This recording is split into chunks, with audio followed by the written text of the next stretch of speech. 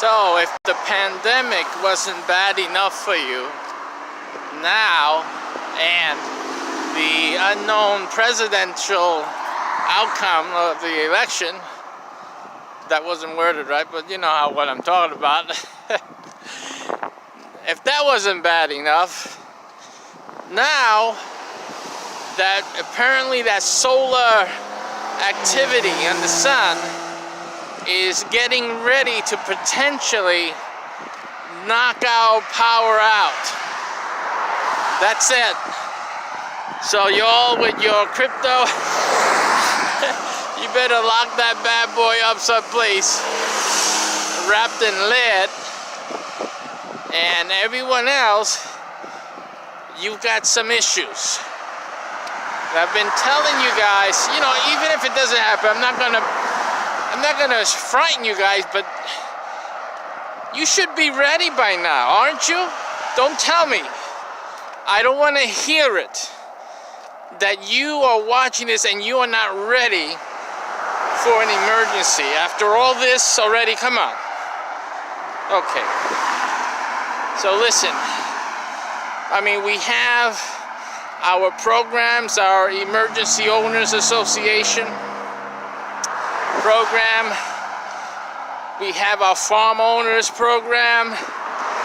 I mean, if you're not farming right now, you don't have a farm, that's another thing. You're really, really risking it. Even if you live in a studio apartment in a big city, you can have a farm. Our program shows you how you can do that, and you can be receiving, when there's no food in the supermarket, you can be receiving food in your home, okay? Receiving food, staying alive, all right? While other people are scavenging and whatever to survive and dying, you will survive, you and your family. Again, if you don't have these things in place, there are just a few spots available, especially for that emergency program. Don't fool around with it. A lot of people like to troll my videos and say negative things and call me a grifter and scam artist and all this, you know, all these false accusations. But the bottom line, when the sun solar flare hits the fan, that's going to be the end of all of that BS. Okay, and those people who took my advice, those are the ones that are going to survive. Make it you and your families. Stop the silliness, stop your stupid thinking, and take some action. So, I'm gonna give you guys, and I'm praying that this solar thing is nothing right now, but one of these days it's going to be. One of these days something's gonna happen, and you know that. You guys gotta feel it in your gut, but then it'll be too late. You gotta get started now. So I'm also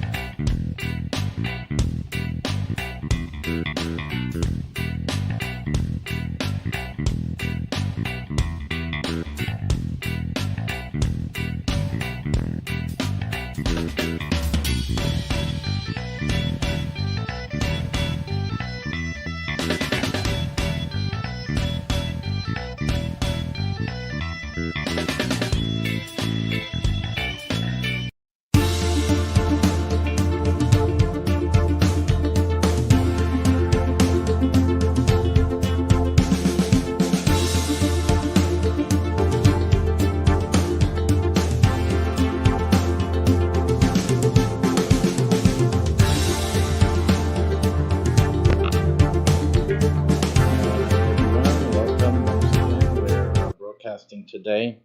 We're talking about a particular opportunity with our real estate program. As you know, I have I'm the creator and founder of the Extreme Real Estate Investing Workshop.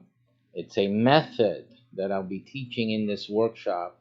It is unique and it is exclusive, meaning there is no one and no place on the internet, and no, I haven't put it on a website of mine where you can get this information. You can learn real estate investing for free online, so you don't need to go to even a free seminar, because that information you can find online. But what we're doing, you cannot find online anywhere. And the profits that you can make through our program are so much greater, at often 600 times that you can make in regular traditional real estate investing. So again, it's up to you to either um, to um, let me correct something here. I haven't. It's up to you to have our training, or to go the free route, right? I'm going to fix that camera for you down there in YouTube. One moment. There's a little technical issue. I did not think about or test. This is the first time I'm running it in this format. So just forgive me here. Let me just get that up for you. Okay. And let me just bring that down.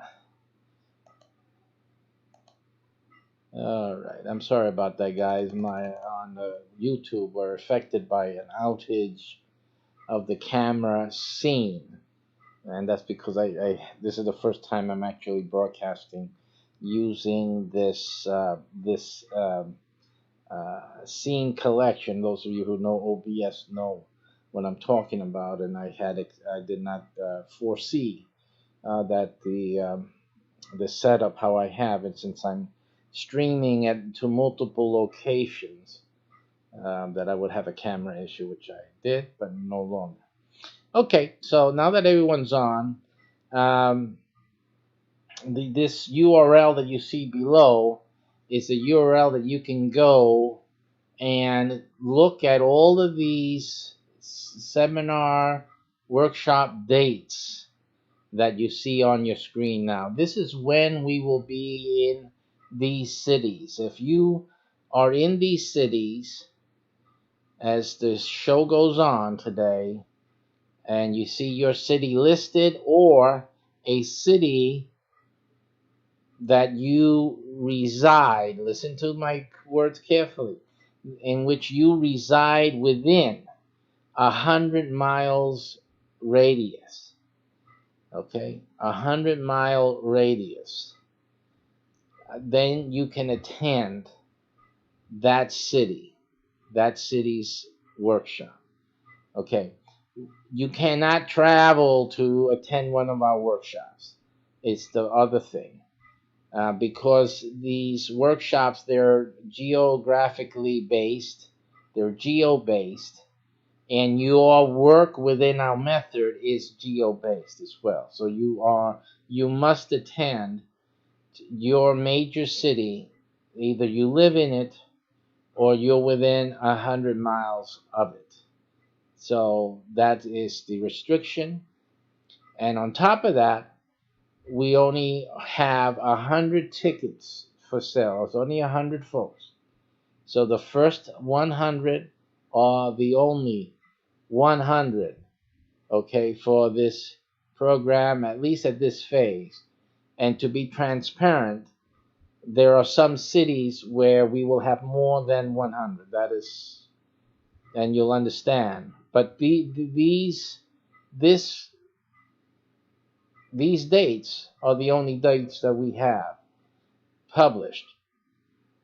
So even if you live in a major city, let's just say New York City, for example, there will be more than 100 of you guys there. Not at the seminar date. We only have 100 tickets. So you are the first group. You need to be in the first group. I'm going to tell you right now. But that you don't say, oh, you said there was only going to be 100. So that you don't misunderstand. It's 100. It depends on the size of the city. New York City obviously can take more capacity, but we won't have a bigger venue in New York City. It's only 100.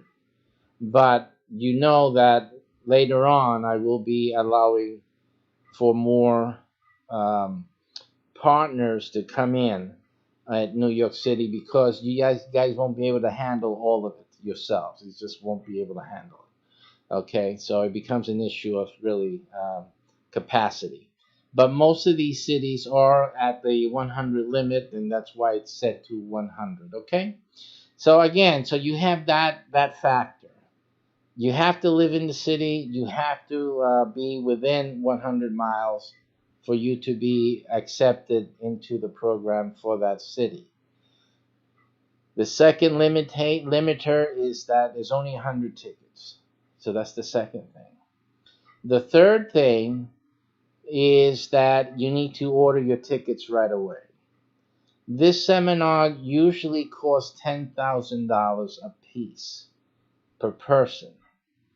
And it's well worth more than 50,000 easily, because you can have a land. If you have a piece of raw land and you take this 3 day, after you take my 3 day, that raw land will be valued at $61,000. Okay, so that's how valuable this training is. So my training is worth 50,000, bottom line. So, but the top price that I'm going to sell it at is $10,000, except that now you have a special opportunity right now as we're speaking. See Boston right there? You can get your ticket for $9.95 right now. Right now, if you go over here to this website, this URL, and look for your city, Boston, El Paso, Detroit, you can get your ticket for $9.95 right now. And the reason you need to get it right now is because as each month goes by, and depending on how close we are to the seminar date, every month for 10 months prior to that seminar date, 11 months actually, we will be raising the price by $1,000. So right now is the time that you can get in on the city. And by the way, there's certain cities right now that should be at the 2,000, 3,000 level, but I haven't changed it yet. So if you need to hurry up, hint Florida. If you're in Florida, I've just finished putting the last city yesterday. So I'm taking a breather today. See, I'm breathing between the words heavily. But, like tomorrow, I'm going to go into the process of raising the prices according to how many months we have left for that seminar to take place.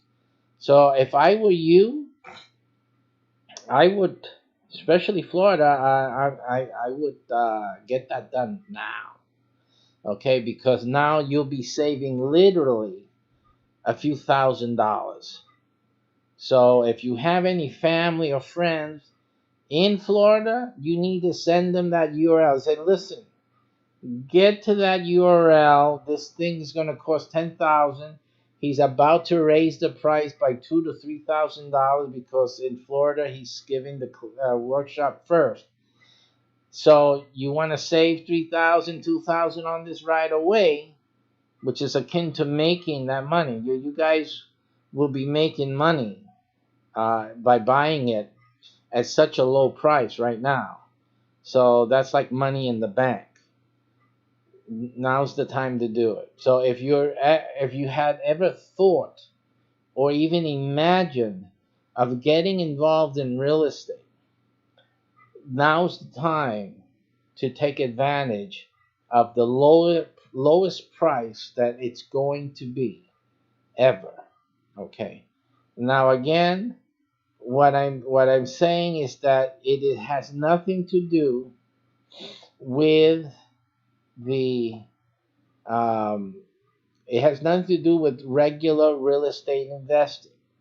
It is real estate investing, but it's nothing like what you can read about, or maybe you've taken a class, maybe you've done some research online and you learned a thing or two about real estate investing. Hey, you could be a landlord already for a few years. You haven't heard anything like what we're going to be teaching in this center. So right now, and the way we look at it, and according to our teaching, you're losing money. If you're in real estate investing right now, today, you're losing money. You're leaving money on the table. You're not making the money you could be making. And simply every deal you're doing, you're losing money. That's the bottom line. You're losing money every which way you can look at it. There are 50, in addition to that, there are 50 ways that real estate investors lose money right now on, when they're purchasing property and land and whatnot. There's 50 ways that you can lose money, and that you will lose money eventually in one or another trade as you go along. Our program eliminates all 50. Okay, that's how powerful. You know how much money that is?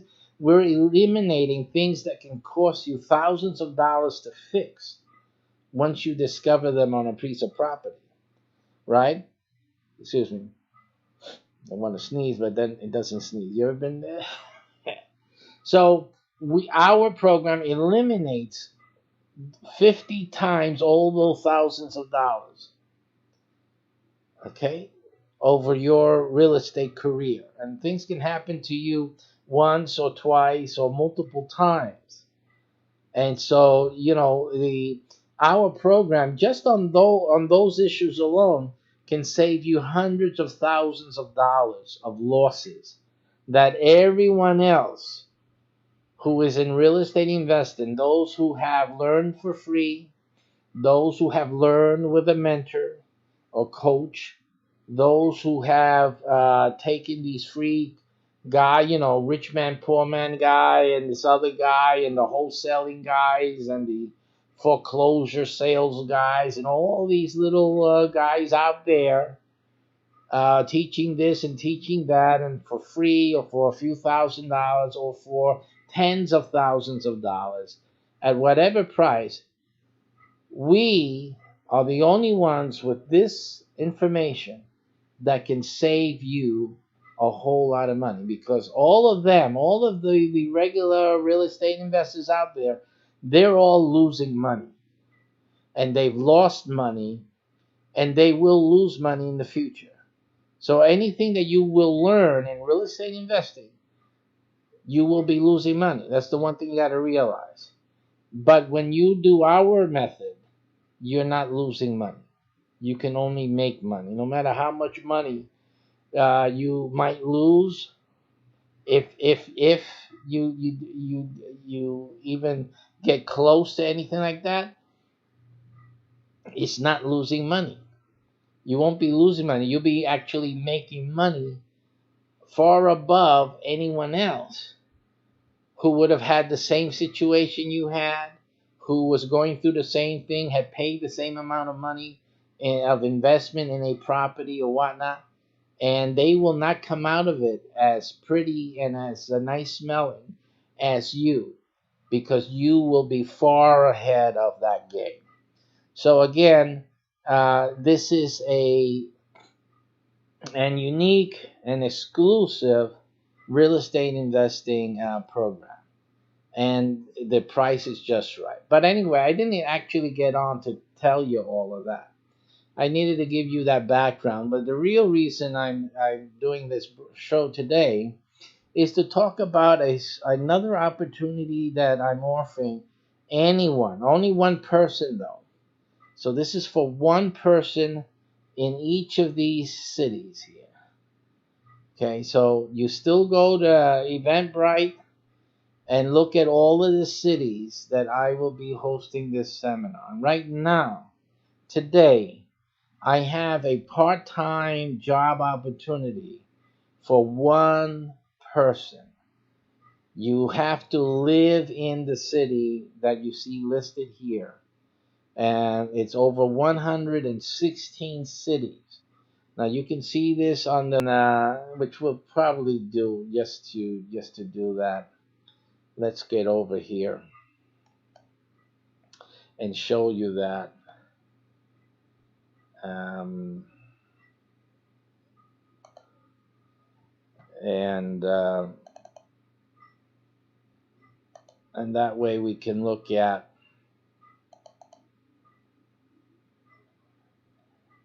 the cities that we're talking about.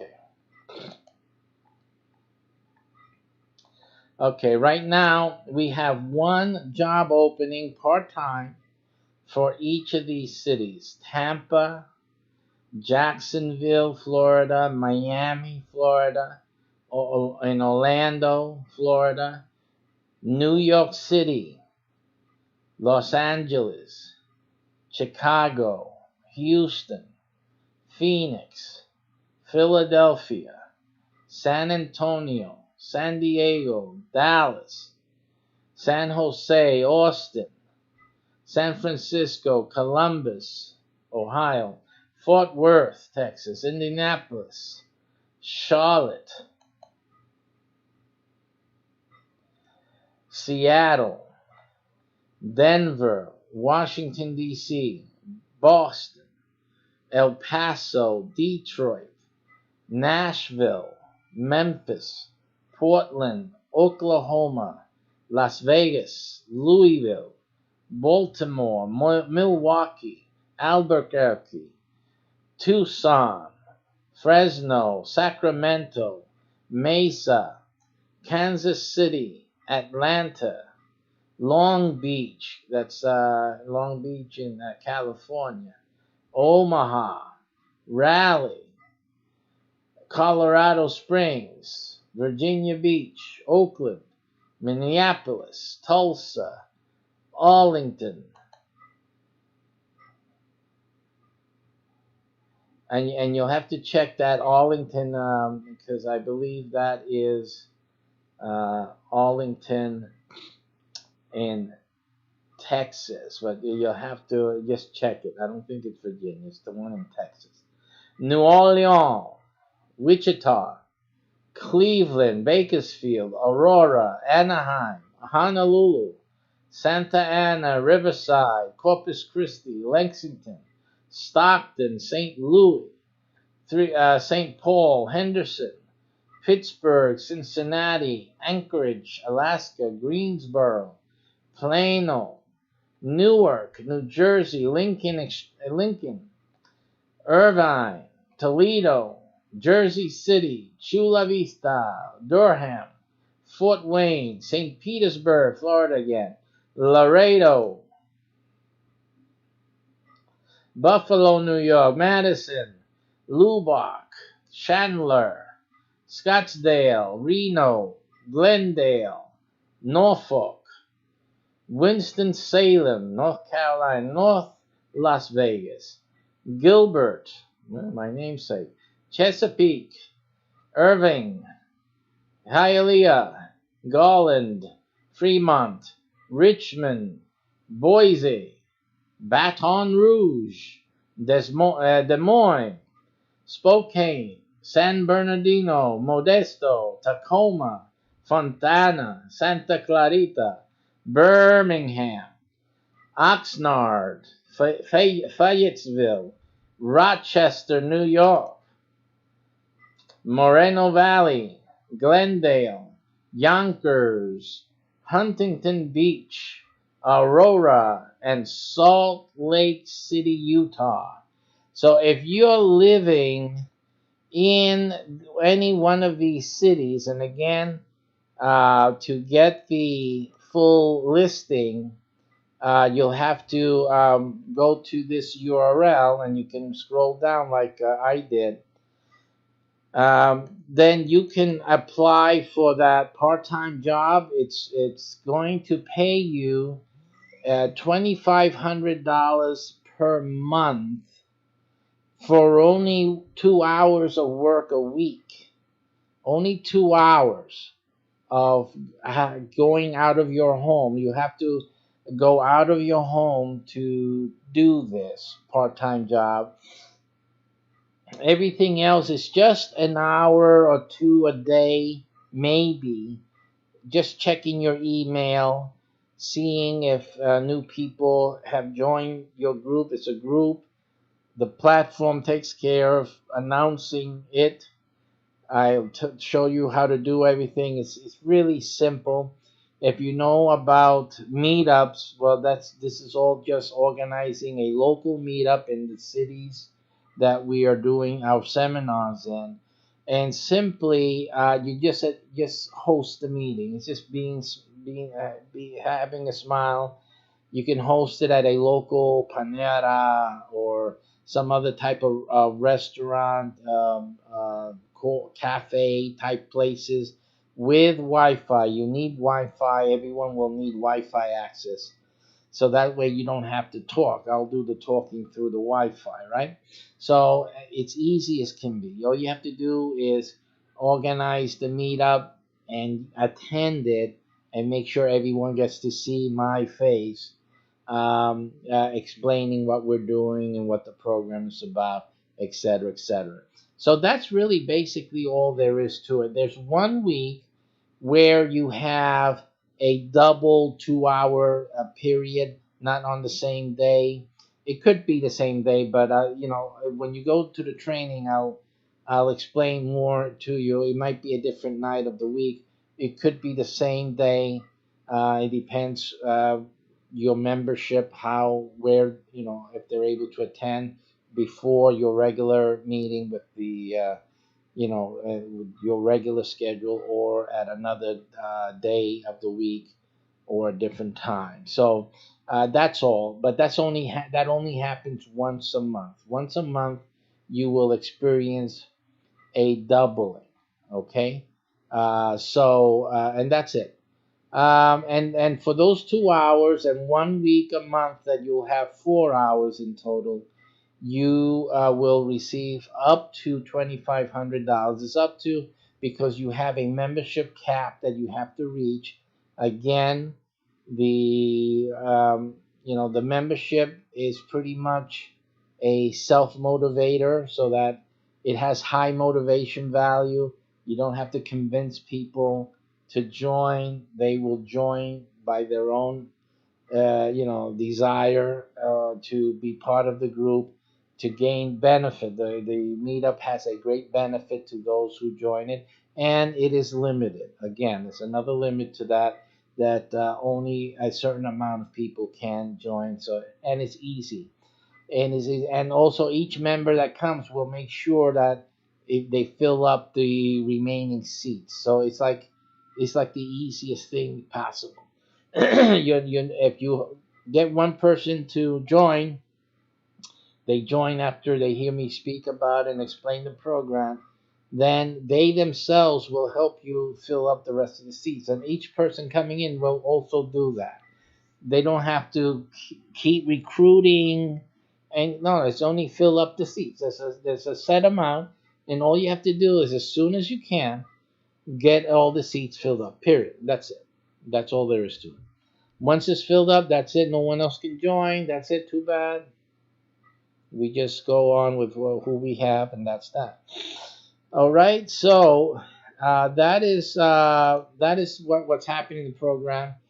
Go to this URL. Get more of uh, to see the cities that we need this in.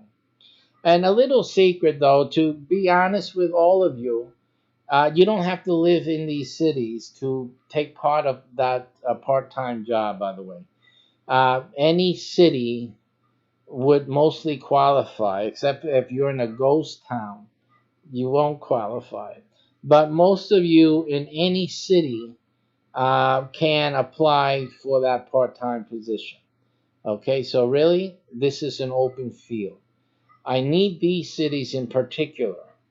I need them. So if you're in one of these cities, you got some extra 2 hours a week. I don't see why you wouldn't want to do this. And then you have it. And especially if you want to get into real estate, I mean, $2,500 a month extra to what you're making now already. You can kill it in real estate. You had that extra money to play with. Oh my. Oh my. And with the teaching that I got, the secret method that I have, oh my. That's it. That's it. This is it. You have no worries. So, and this is fantastic for someone who you don't have the money. You say, "Oh man, I wish I had that 995." If somebody said that while I was telling you about the 995, and you're still saying, "Yeah, still too much for me," you should be doing this. You should be applying for the $2,500 a month thing, because then you'll have the money, even if you had to buy it when it was $10,000. When it'll be $10,000, you'll have the money for it. So it's a simple issue of you doing what you need to do to get things happening for yourself. So I would really suggest that for you, or send this information along to someone you know that's looking for some part-time or looking for any money. You don't have to make part-time. Turn it into a full-time. $2,500 a month. That'll help. That's a lot more than some people are making full time actually. So hey, so don't get oh, this is a part time. I'm looking for a full time. Some people think that way, right? So in any case, what you want to do is contact me. You can contact me by email at. You can use admin@mycbh.com. I don't have anything on the screen to show you that, but I'm telling you, admin, ADMIN, at MYCB, as in boy, H.com. You can reach me at that email. Send me an email. You have a resume or anything, send me that, because it'll save time. And make sure that your address, that I know where you live, your address, so that we can reserve that position for you. You don't need any previous training or anything.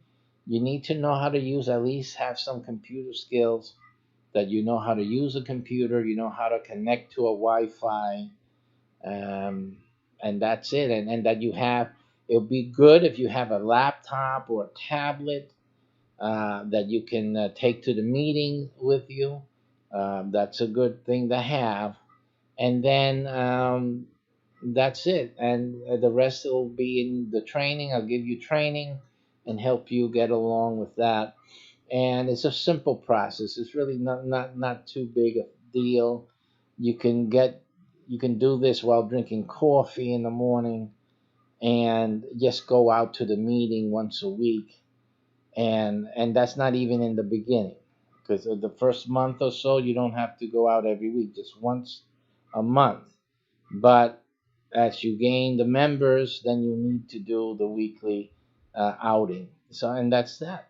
It's just as simple as that. $2,500, and with that money in real estate investing, in the program that I promote and I'm teaching about, um, that goes a long way, very long way. I mean, you can make millions of dollars on that 2,500 a month.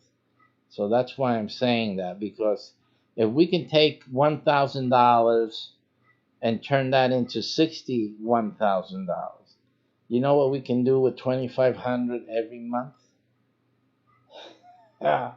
I mean, think about it. In every month, you can double that. You can be making $125,000 every month, as a return of investment.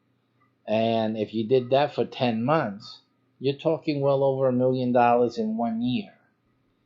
So that's the power of what we're teaching here with this with these seminar series, and it is what you'll be able to do with the extra money that you make through this part-time job.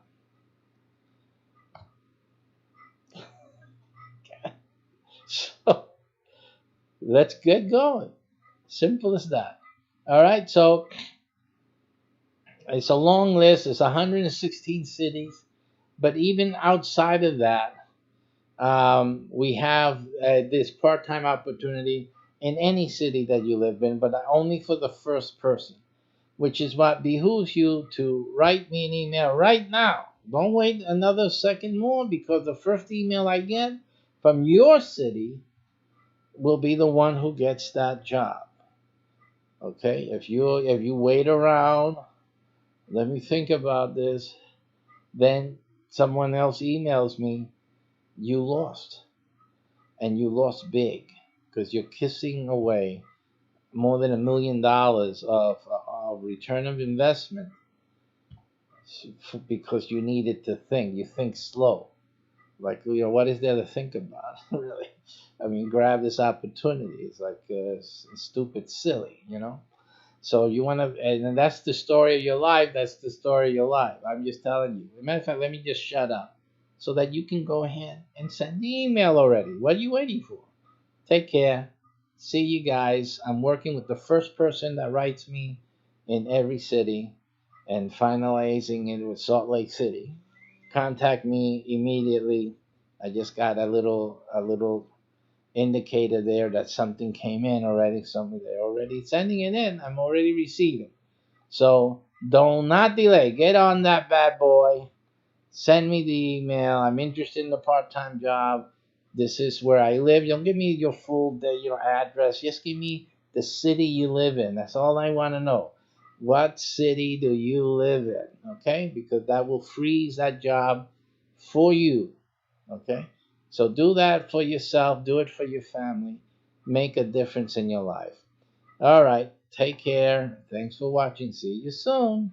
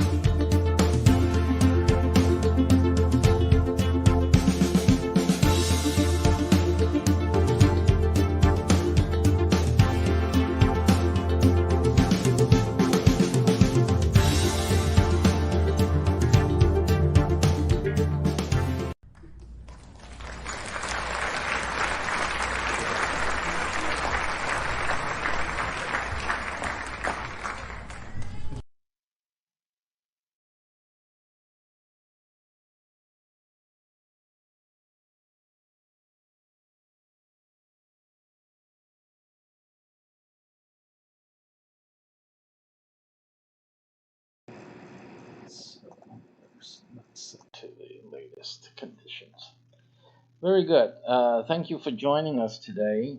We're doing in our real estate show a little updates on the impact of real estate investing, or the impact of coronavirus, the new thing out there now that's really a threat in what it represents more than probably what it is or what it'll turn out to be. But we'll need to look at what the impact could be, and what that means for your real estate business. Let's make a slight adjustment up here. And the camera, one of our cameras seems to be a little bit way off here. Maybe I'll have to check if I have halitosis or not. Why are you staying away from me? Getting closer. Come on in. All right, that's how funny for today. Alrighty. So let's get in with what we're doing today. We have an article. It's another real estate investing. Um, I don't like to call these guys gurus or not, but an expert or someone with great experience in the field. And they have come out with a YouTube video, probably a podcast as well, from apartment building investing with it says with Michael Bank. I think it's Blank, Michael Blank, and this is presented. The article though is presented by Kate Buck, and this again is through our Feedly resource here. We'll go to our screens here if we may. See if that's working right or not. I don't see a transition here. That's supposed to work and it's not working at this point. So let me just fix that up because it's been a while since we've done one of these. So it's understandably having some issues. It's to be expected. So let me just refresh these resources for you guys so that our OBS can say, oh yeah, I remember what to do now. Let's see if we can get that going. Alrighty, so some of you are experiencing that you're okay, so now it's coming in. All right, so this article is entitled Why the Coronavirus is Great for Multifamily Investing. It's part of our real estate investing programming. Now, one thing before I continue, however, we're talking about big stuff here. So I know a lot of you guys, or it's a lot of people out there that have been thinking about getting into real estate. You just don't have the money. Or you think that it takes a lot of money to get into it and things like that. Most of that is true, and that's why you've been concerned about it. Luckily, with our program, you can start. We have a great program for starters, for beginners, and all you need is as little as $25, quite literally. Of course, the more you have, the more better, the faster you can get into bigger things. But you can get started at $25 and build up. And the best thing to do is to get started right away. So if you can manage $25 a week, then you can get started in your real estate, desires. Let me check on one of the cameras and not displaying. So I'll just have to reset that for a moment here. Okay. Alrighty. So I'm sorry about the technical difficulties. The fact is that this is probably the first real estate broadcast we have done through our new facility. And so this is the first time that OBS has to hook up to the new things and new places, I guess, that we have set up now.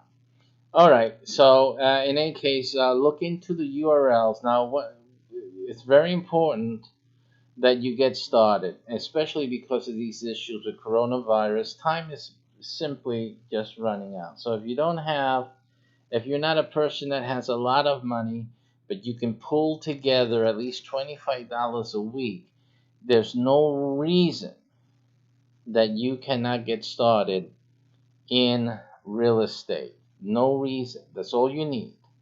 So look at it as a higher rent.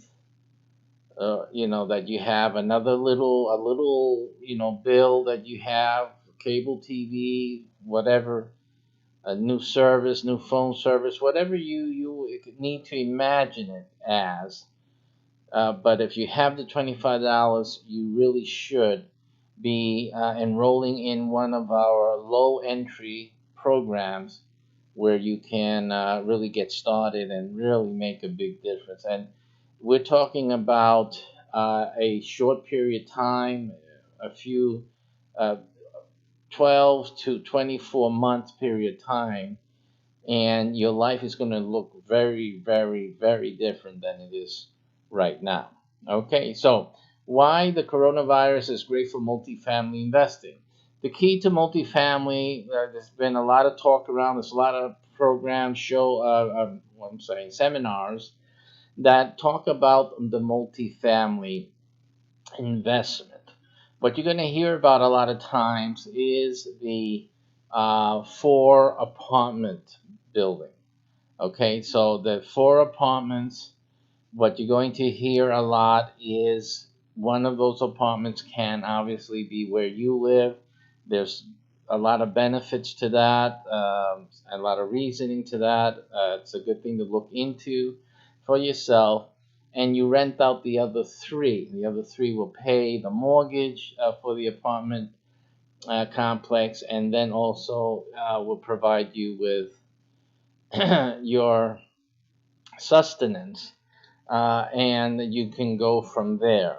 So the multifamily is an important step, I think, for most people who want to get into real estate investing and to develop it so that you can retire. So when you're looking at it as a retirement, as something that you reduce your need to pay rent someplace else, or have the best of both worlds, ownership of your own home, a place where you're going to live, but at the same time be in real estate investing. I think this is the perfect combo, if you will, and perfect situation that most of the philosophy and practice actually is leaning towards.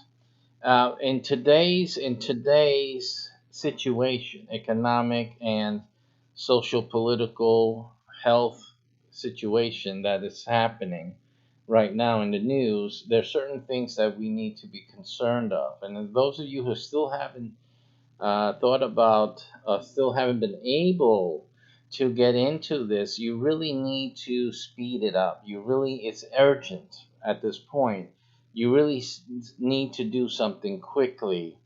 And I think the programs that we provide is the perfect thing for you. I'm just letting you understand that it's time to get moving on that. But going back to the article here, as we can see clearly, the stocks are on track for their worst week since the financial crisis. Goldman Sachs is warning of no earnings growth in 2020. Okay. Interest and mortgage rates are headed down again at all-time lows, all resulting from the worldwide spread of coronavirus. So they go on to begin to address why is this great news for multifamily investing.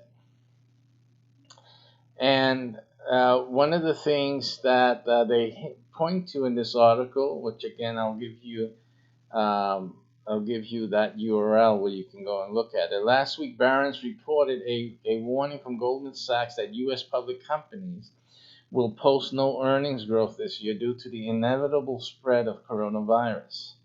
Goldman's chief U.S. equity strategist, David Kostin, sent a note to clients last Thursday, February 27, 2020. In that note, he wrote, quote, "The U.S. companies will generate no earnings growth in 2020.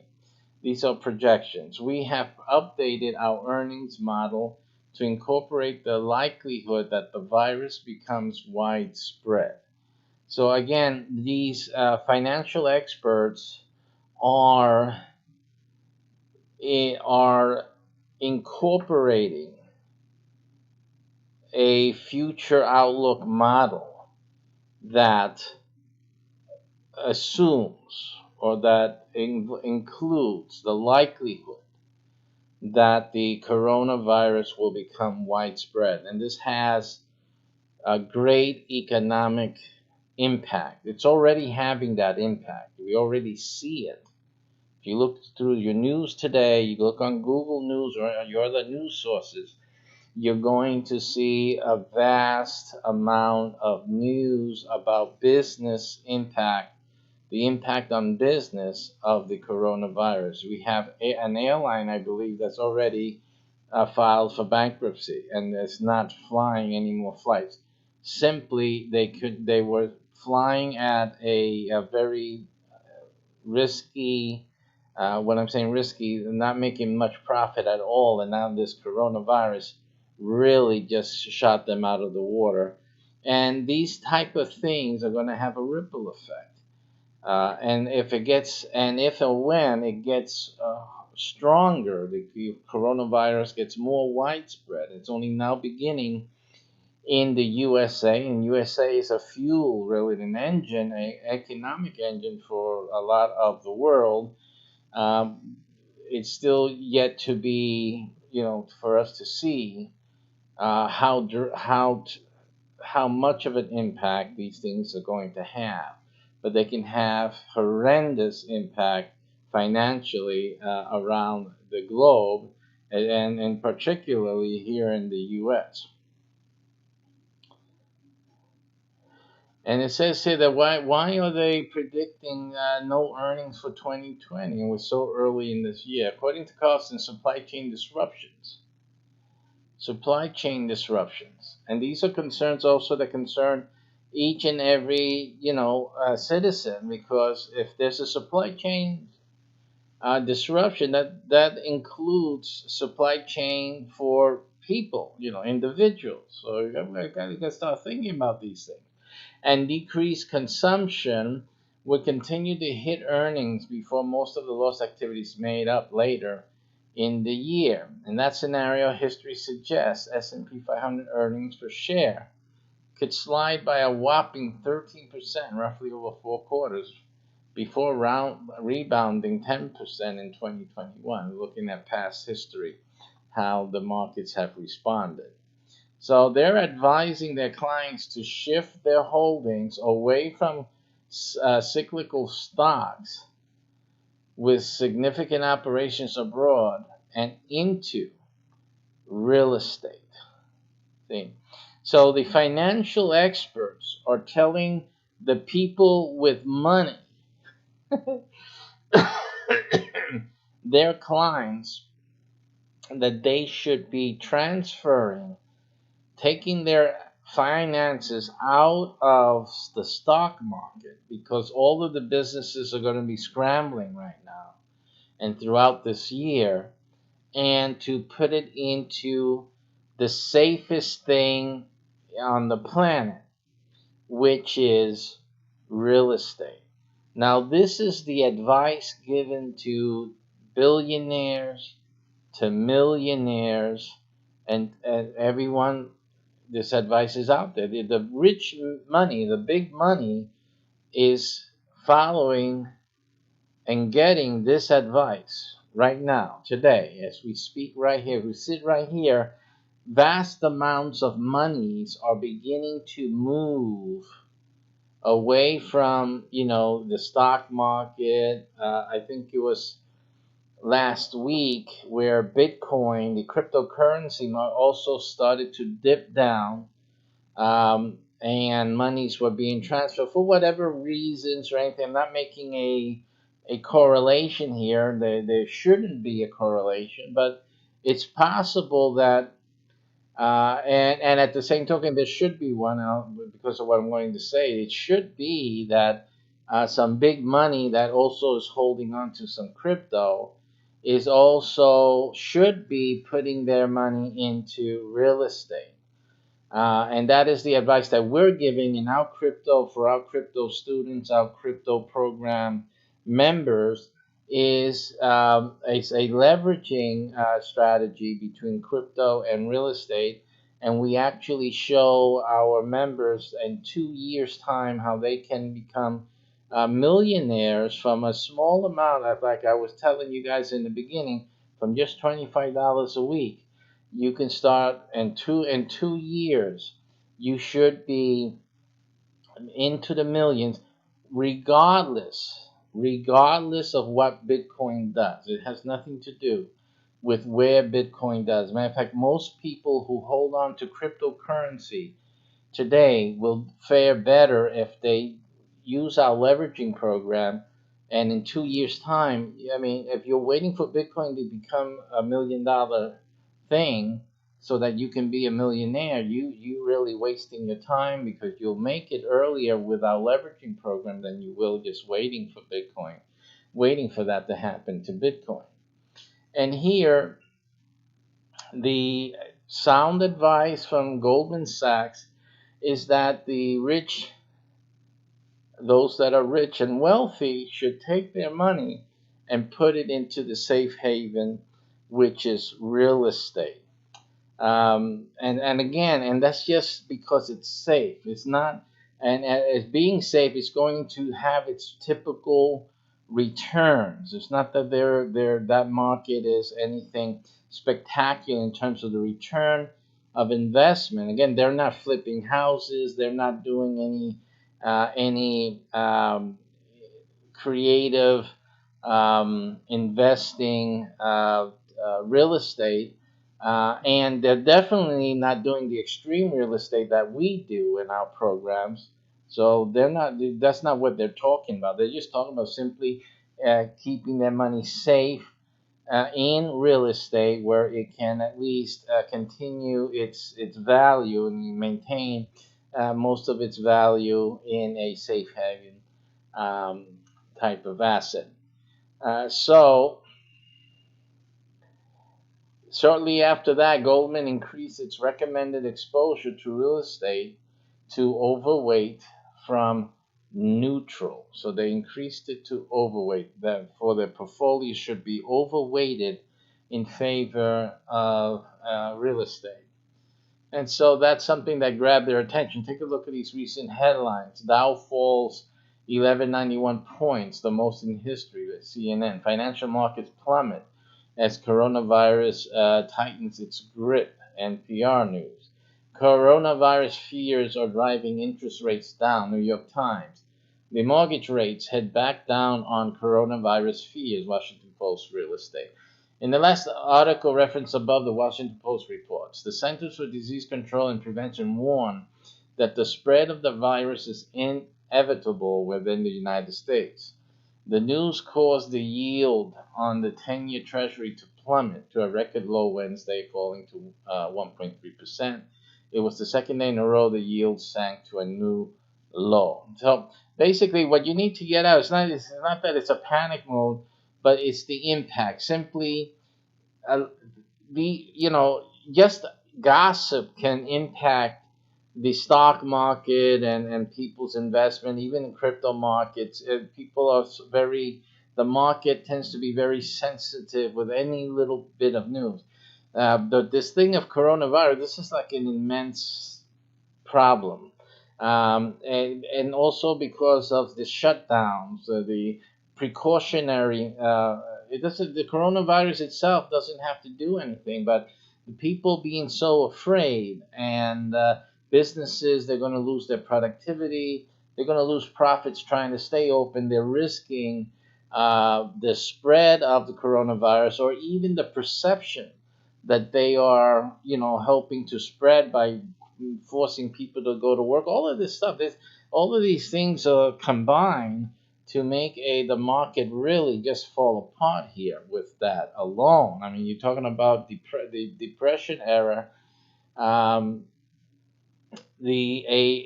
issue like coronavirus has the potential of creating Depression era type fears, and if not, even a greater one, because now we're more advanced. Now there's more money, and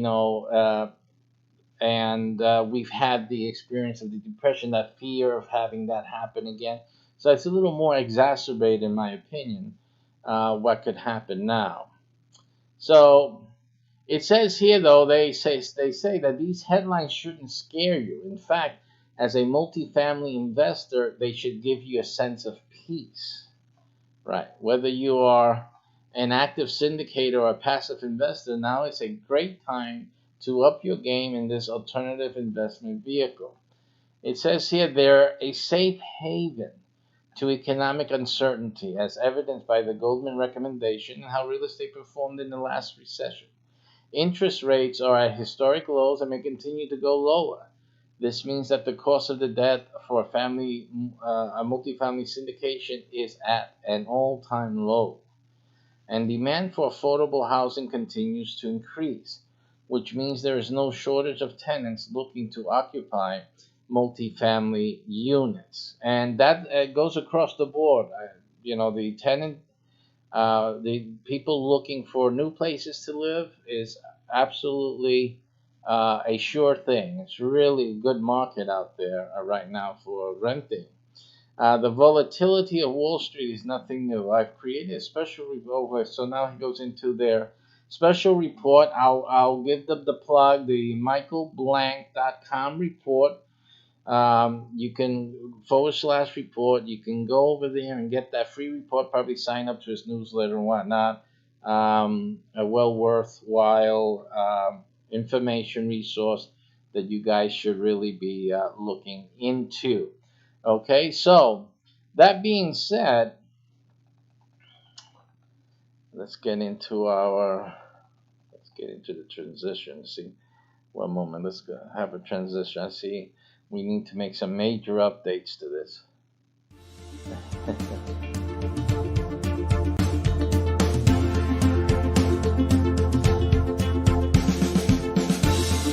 So, that being said, that's the reason why it's so important for you to really consider attending as soon as possible one of our seminars. If you're not into real estate, you see, you just don't have options. Even if you are thinking about, listen, what do we do if we have to move away? We have to abandon where we live. If the coronavirus or anything else is making it dangerous for us to stay here in a big city with so many people and so many ways that it's sickness or whatever situation can be spread from one person to another, etc., etc. You really need to start considering that you have to up your game if you're ever going to get into this real estate business. And you got to look at it too as not just a real estate business. You have to look at it as a safe haven financially, but also as a personal family safe haven, a health safe haven, even. A survival safe haven.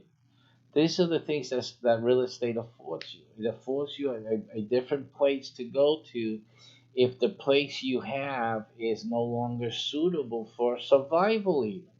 We're getting to the stage, it's unfortunate, and I don't want to be an alarmist or anything like that, but you have to be alarmed when things like this is going on, and things like this are inevitable. And if it's not this, it's going to be an asteroid that hits the Earth. If it's not that, it's the sun is going to send off a solar flare. It's going to hit us straight on and knock out some computers. If not, the whole network goes down.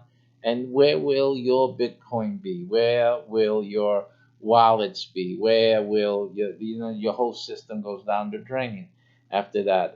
Are there jobs after that? There's other things that can go on that will totally change life.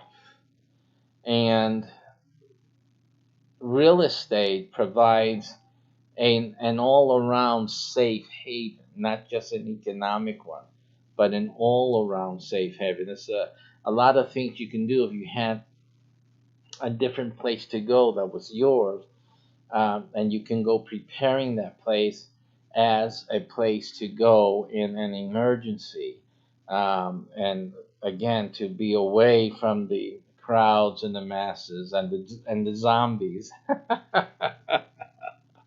Okay, but that's enough of the fun. But we need to be serious about the potential that's out there.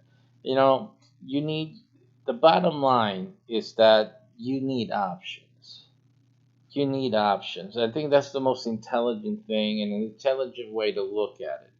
You need options for yourself, not just the wealthy. You got these rich people, they're getting advice. Hey, get into real estate, put your money into real estate, and somebody else is telling them, you got the island ready. I'm sure there's some wealthy people traveling right now in their private jets, and they're going off to their private islands, their private getaways. That's what the rich are doing. That's what the wealthy are doing because they have it. They have their island. They have their place to go to, their remote locations. The great thing is that you could have your remote location. Actually, if all you had was $25 a week, that's the magic number right now. $25 a week. I couldn't make it less because there's no way for me to do that. It won't work. But at $25 a week, you can have your own private location. Get started on your way. It won't pay for that, but you'll get started and you'll soon be able to have it. But if you're sitting around waiting for something to happen and waiting till you have enough, that's the wrong thing to do. You really got to get moving into something as quickly as possible. So our program is available. It's $25 a week for those who can only muster that. Of course, those who can muster more, you get more, and it's faster. The more you have to put into it, the faster things happen for you. It's just simple as that. It is basic real estate investing. That's what it is. There's nothing strange about it. It's straightforward. The only thing is that we make it more accessible to you and to a low income entry as $25 a week gives. So I really suggest that you look into that. We're also featuring our seminars, our workshops. As far as we know, we're still doing that. We're going to watch how the virus spreads, if it spreads. If it spreads too much and too widely, we'll have to cancel. So just be abreast of that with guys. So let you know. There's nothing we can do. I don't want you guys having also, we're battling now against this coronavirus, and people are not going to want to get out and be sitting in a room for days with other folks. And there's always someone that's going to be coughing, and you're going to have that in your head. So this is the impact that coronavirus is going to be having on business, and it's unfortunate. So keep a lookout on if we do cancel day. It doesn't matter because all we do with these dates, as we get nearer to the day of the event, if we have to cancel or if there are no attendees in certain cities, all we're doing is moving it to the back of the calendar. So we're just moving it down line. So the workshop will always happen, and we'll just move it so that it becomes, wait out the virus and wait out whatever situations are happening. So that's not a problem for us.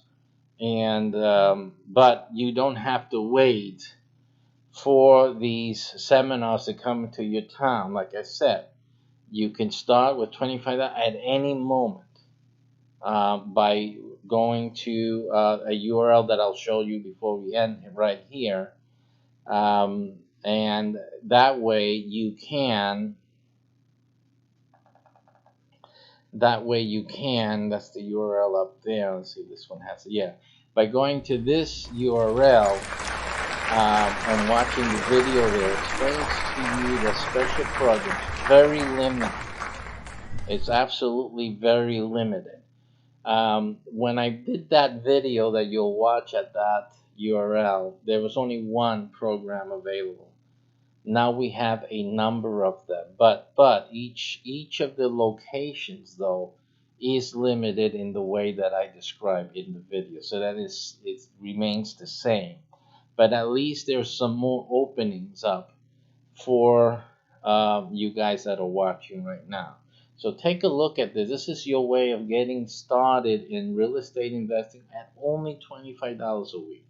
$25 a week, you get started, and you start building up your return of investment ROI. You start receiving income. This is about making land work for you. So you're going to be in this program, you're going to get the training, and you're going to turn this rental. This is a rental. You're going to be renting land, but you're going to turn that rental into profit, a profit center for you that's going to then make you capable financially of getting into the other goodies in real estate investing, like this multifamily thing, which is the recommendation. And this is definitely doable through this program. So you have, even if you have limited funding, most of you can pull out $25 a week from your check. Okay, and start your way towards a brighter future in real estate investing, a safe haven. It's a safe haven, and that's what this is all about. So we open up this opportunity again, limited opportunity. So don't wait around. Don't wait too much time, because we don't have it either with the pandemic or with the financial situation. There's no more time, ladies and gentlemen, to be delaying and wasting. Simply, you really need to make significant moves, and now is the time to do that. So, and this, luckily, also these programs are coronavirus safe. So that means that the coronavirus is not impacting these programs. As a matter of fact, the coronavirus and anything else like it, it actually helps this program. So your returns are greatly enhanced because of the situation that we're seeing right now, and most probably will have to live with for the next couple of years until something else happens on this planet that really changes things around, which is just like you have to hope and cross your fingers and do a lot of prayer. But in any case, thank you for watching. Take a visit there, get your popcorn and soda ready. Enjoy that and take action. Remember, there's only a limited opportunity, so grab it up. There's only very few spots available, so take care. Thank you for watching, and see you guys in the next video.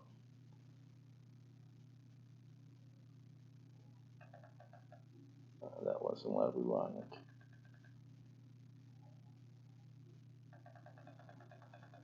Okay.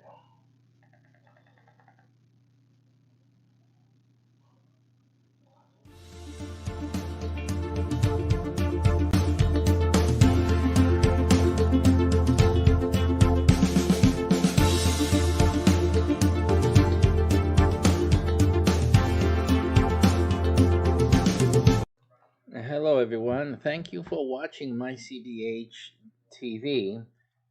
What we are doing today, we're basically have certain topics that we focus on a day-to-day basis as we're getting ready to do a as close to a 24/7 broadcast schedule for 2021. So we are building behind the scenes. We are building the resources, the videos behind the scenes. These are videos on the topic of each day that we have produced, and there are going to be some off-topic videos also as we continue to expand, and what we're trying to do is create a more TV-like experience, even though each day will have some type of focus. And I'm sure in the future it will be less and less noticeable as we expand the resources, we create more content, and things of that nature. So that being said, this is what you're seeing today. Um, uh, Sometimes I'll come in live and do something live, again, adding more content to our resources, and we'll be creating obviously some commercial messaging and things like that. Although a lot of the videos we show are commercial in nature, they're based on the activities of our network, not just the TV network, just one of our companies, but we also have other things that we're doing, and they are business related or commercial related, some sort. I'm always doing business, even with the gaming. I mean, I have my own gaming development venture going on. So again, it's very hard for me to talk about a subject that I'm not financially involved with in one way or another. But this is an attempt to develop the TV part. It's going to be play a major role moving forward in everything that we're doing. So bear with us. If you see repetitive content, this is mostly what you'll see today is things that were already broadcast. Not that everybody in the world saw it, but in any case, these are replays mostly, unless I come in live, and I'll probably say that I'm live, and that will be content that will be only viewable really for people who are watching live or will be watching the replays. And there could be some material that I will record, and it will show up in future um, daily schedules. So that's it. Just wanted to give you that update. What's happening? Why? It seems because most people are used to just seeing me pop in once in a while with some video, some one of these videos once in a while. But now you'll be seeing us broadcasting more and more on a daily basis. And I just wanted to let you guys know why that is happening and what we're doing in the background. We are working. You guys who have chat, uh, most likely, if you're seeing this video, if you're seeing this now, and if you're watching, us broadcasting, it's very likely, not all the time, but very likely that I am watching the chat room. So you can put in a comment in the chat. If I don't respond right away, understand I may be away for a while. Maybe have to go run to the store or pick up the kids at the bus stop. You can look at the time, Eastern Standard Time, pretty much know if you're gonna catch me or not. But you'll have when I get back, I'll see your messages. So hold on, wait, for a while, or come back, and I will respond to all messages. And so thank you for commenting. I really do appreciate that you do interact with our channel and make a comment, and even whatever it is, it's still appreciated, really. And I thank you for that, obviously. And also, if anyone has any question, you want to leave your contact information in the comment, if that's allowed, or you know how to do that, and you needed to ask a question about any of the programs that you're watching, the videos that you watch, you can do that as well. I will answer. If you're seeing the broadcast, I'm around. I'll either get here before we end the day of broadcasting or whatever. I'll be answering you, so you don't worry about that. So that's enough for now. Let's enjoy the rest of the programming for today. Thank you for watching.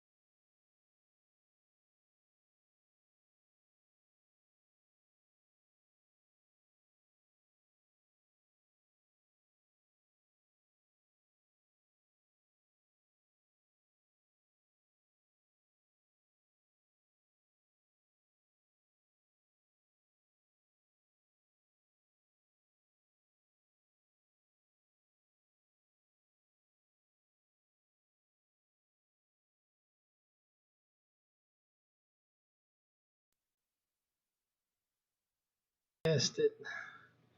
Okay, so basically, I'm sorry about that. Let me start over again. Basically, what we'll be discussing a very important development in real estate and an exclusive opportunity that only 12 of you will be able to take advantage of. But I'm sorry about the technical issue we had on mic. We didn't get the mic set up, and I can see the mic is having an issue already. It needs to be batteries need to be changed in it, so we're going to do that after this presentation. Anyway, enough of the hassles of life. Let's get on to another hassle of life and how we've solved that for you. Before you do that, if you take to classiform.com and look for our events section, you can see the upcoming events that we have in real estate investing and car flipping as well, and other things. So you can always check to see if we're near you, if we have an event scheduled within 1 hour driving distance of you where you live, which will qualify you to partake in that particular city's event. Take a look there. The prices are as low as they're ever going to be, and reserve your seat immediately. Things are going to change and flip around, so you need to act quickly. If you're interested in our exclusive extreme real estate investing workshop, read about it, look at it, make your good decisions based on that. Okay. Today we're going to talk about something that affects really everyone, because most of you who are renting or paying a mortgage, most of you are missing out on something that really should be a priority for everyone. Now, most of you are doing things in a standard way, and most people react to the things you do in a standard way as well. It doesn't mean that that's the only way things can be done. So do not mistake standard ways that most people do things with possible ways that it could be done. So that's the thinking you have to have. You can't just go by, just commonplace activity or commonplace notions. You should really be looking at what you can do as opposed to what is being done by most people, because simply they don't do their homework. And in today's discussion, there's one of those things. We're going to be discussing one of those very things in real estate, by the way. Another thing, this program, this presentation is a presentation that will be for two groups of people. One is someone who has followed the link to find out about this information on the landing page. You're going to see this put together presentation, but also those people who are late to it. There's only 12 that will be able to actually do this.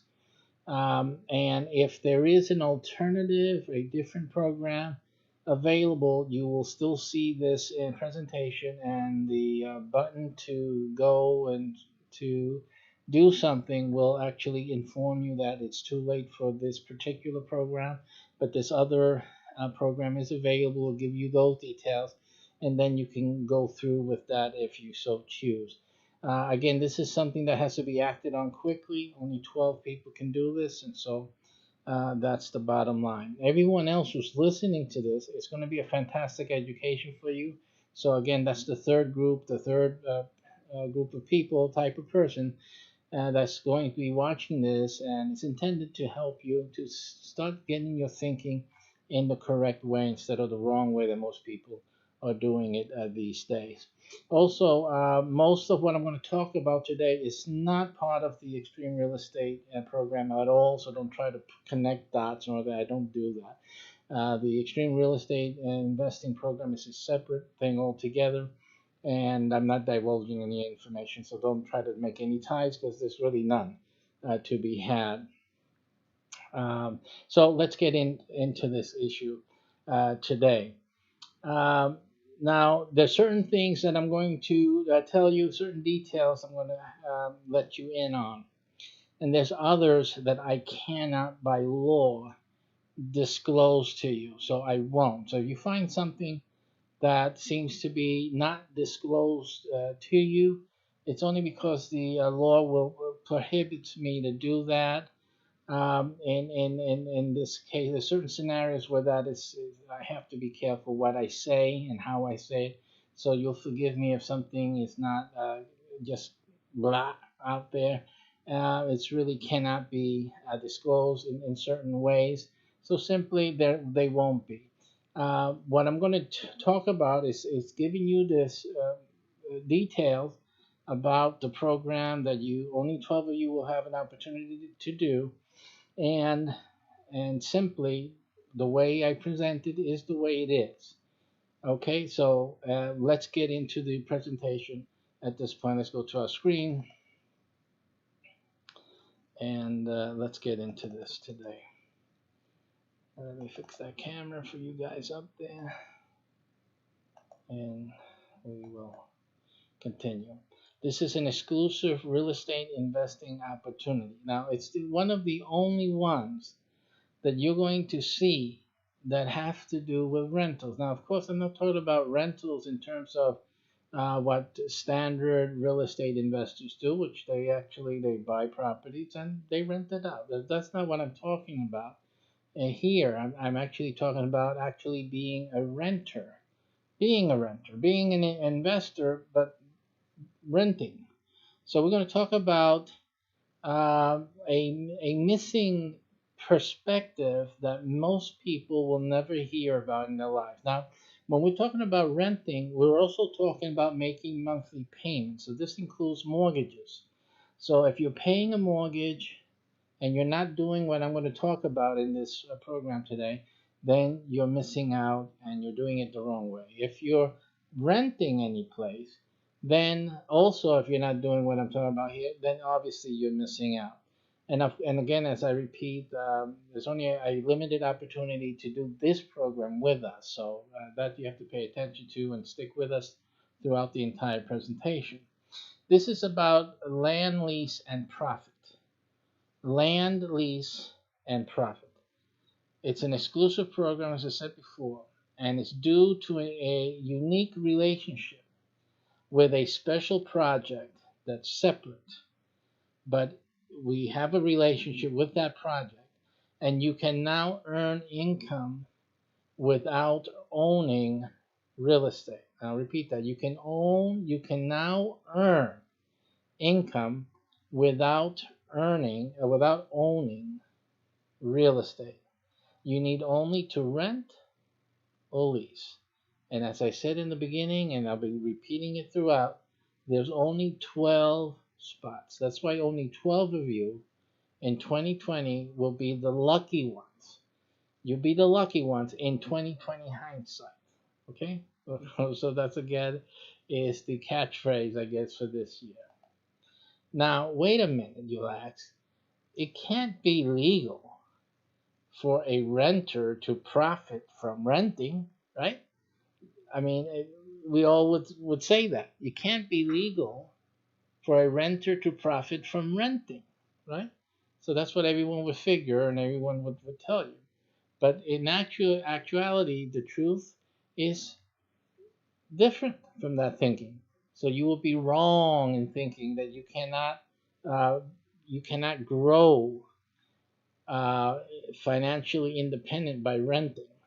Okay, so renting is a great opportunity if you know how to capitalize on it. Now, I'm going to show you examples of renters profiting from their renting. Now, in the residential setting where most of you are situated in, I think everybody's situated. If you're not buying, if you haven't purchased and you're paying a mortgage, because everyone's going to pay a mortgage unless you pay cash or you finish paying, but everyone's paying something. They're paying either a mortgage or rent in most cases.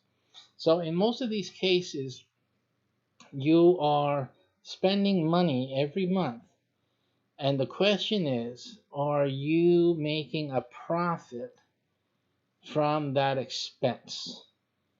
And this is a very key question because most people who are paying rent or mortgage, most of you are in danger. You're at risk, at great risk, because if anything happens to your source of income, of course, because since it's not tied to your expense, it's separate, and if any, so that source of income is separate from the expense that you have or your obligations. Then you have a problem if your source of income fades away or disappears, or you get sick and you cannot engage in your source of income, therefore you lose income. So then your expenses continue because, again, they're not tied into your source of income, right? It would be a great thing if your expenses were tied into your income so that if your income lowers, slows, then also your expenses can lower and slow, in comparison, or stop altogether. But that's not what's happening. Well, how you are set up to function is that you have this great expense, which is shelter, and that's going out, and it has nothing to do with your income. And so then you have that disconnection, and you have then possible a lot of room and space for failure, for having something happen and reduces your income, or you have loss of income. And then of course now your investment or your payments into a shelter, to your home where you live, is put at risk, and you can lose it, and many people have because of that system. So it's all about the thinking that you're using to do things in life. And basically we've been taught to do things a certain way. We've been shown models of doing it a certain way, and also the because of that we have certain structures and customs or patterns of behavior, even from professionals in the real estate business, landlords, etc. All the key players, all the stakeholders also succumb to standardized behaviors and expectations and whatnot. And so it kind of like freezes everyone into a set pattern of behavior, which for certain aspects or parts of the industry is good, but for you as an individual is very bad and negative. It doesn't work in your favor. And so what we're going to talk about is actually turning that around so that even this that's all set up against you, because it really actually is, it will benefit you instead of making it difficult for you to survive, and also difficult for you to get ahead and to overcome and to therefore become wealthy or grow in financial independence, even if you are renting. So, what do some people do to, and again, people do this to one degree or another. So, that has nothing to do with the fact that these are potential income, that these are possible, that people are actually doing this as we speak right now to one degree or another.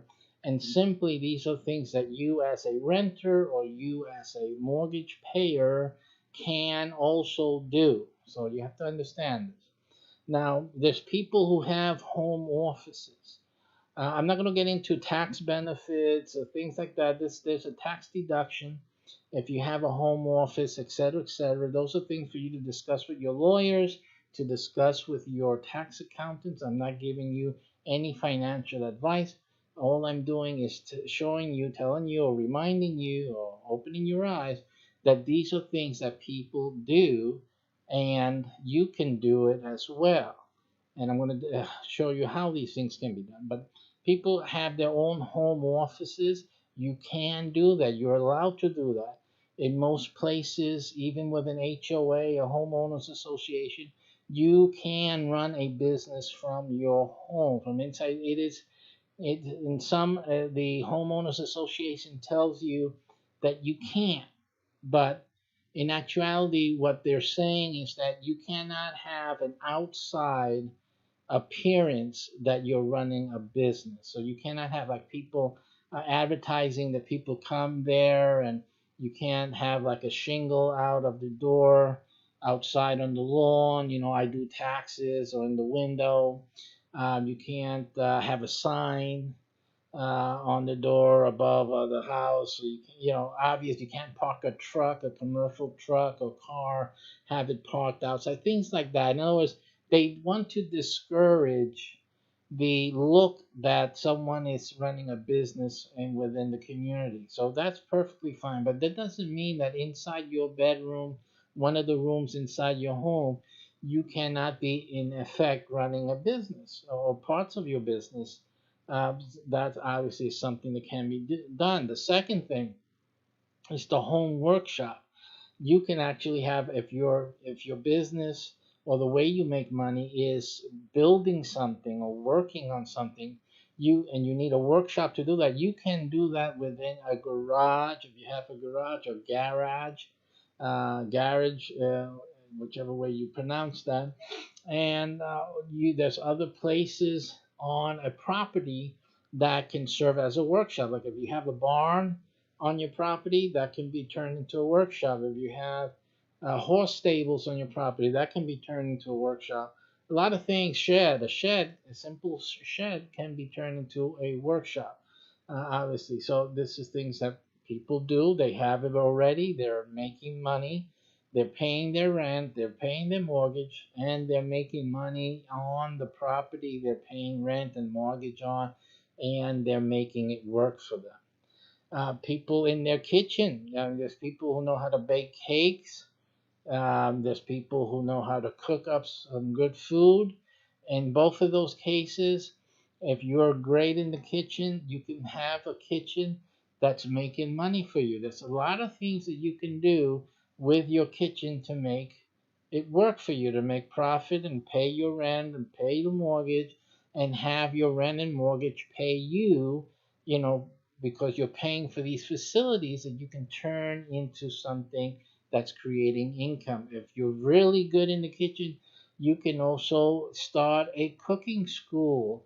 Now you don't have to make it all official in that, but if you're part of a church, and you're the only one that knows how to make certain type of food and whatnot, and you can give classes and have people come in during the summer months, during the evenings, whatever, the weekends, and take that class with you and pay you every week for them to get another lesson for you to see how they do and watch. That's a really good idea. And I'll give you another hint out there. If you're having problems making ends meet, but you know how to cook up something, you can teach somebody, you can have them come to your kitchen. They have to bring the food, and you tell them what to bring and all of that. And this is a food, and you can have them contribute to the home as well. The food, a little, you bring this for the class, and this extra is just to help out along with your fee. And so you can do a lot of things like that, and also help you and your family have a little extra grub in the cupboard and some money in the pocket. And that's another way for you to make this work for yourself. Cooking, baking cookies, cakes. You can post this stuff up on Facebook, in the marketplace, Craigslist. And we're going to make some particular type of ethnic foods, especially really good, especially if you're in an area that's just now growing in the ethnicity, and there's not a lot of options for people, and you can help people make this kind of stuff and have it to eat if it's complicated, normally. That's just a perfect scenario for you I know in the Spanish there's pasteles that we enjoy a lot.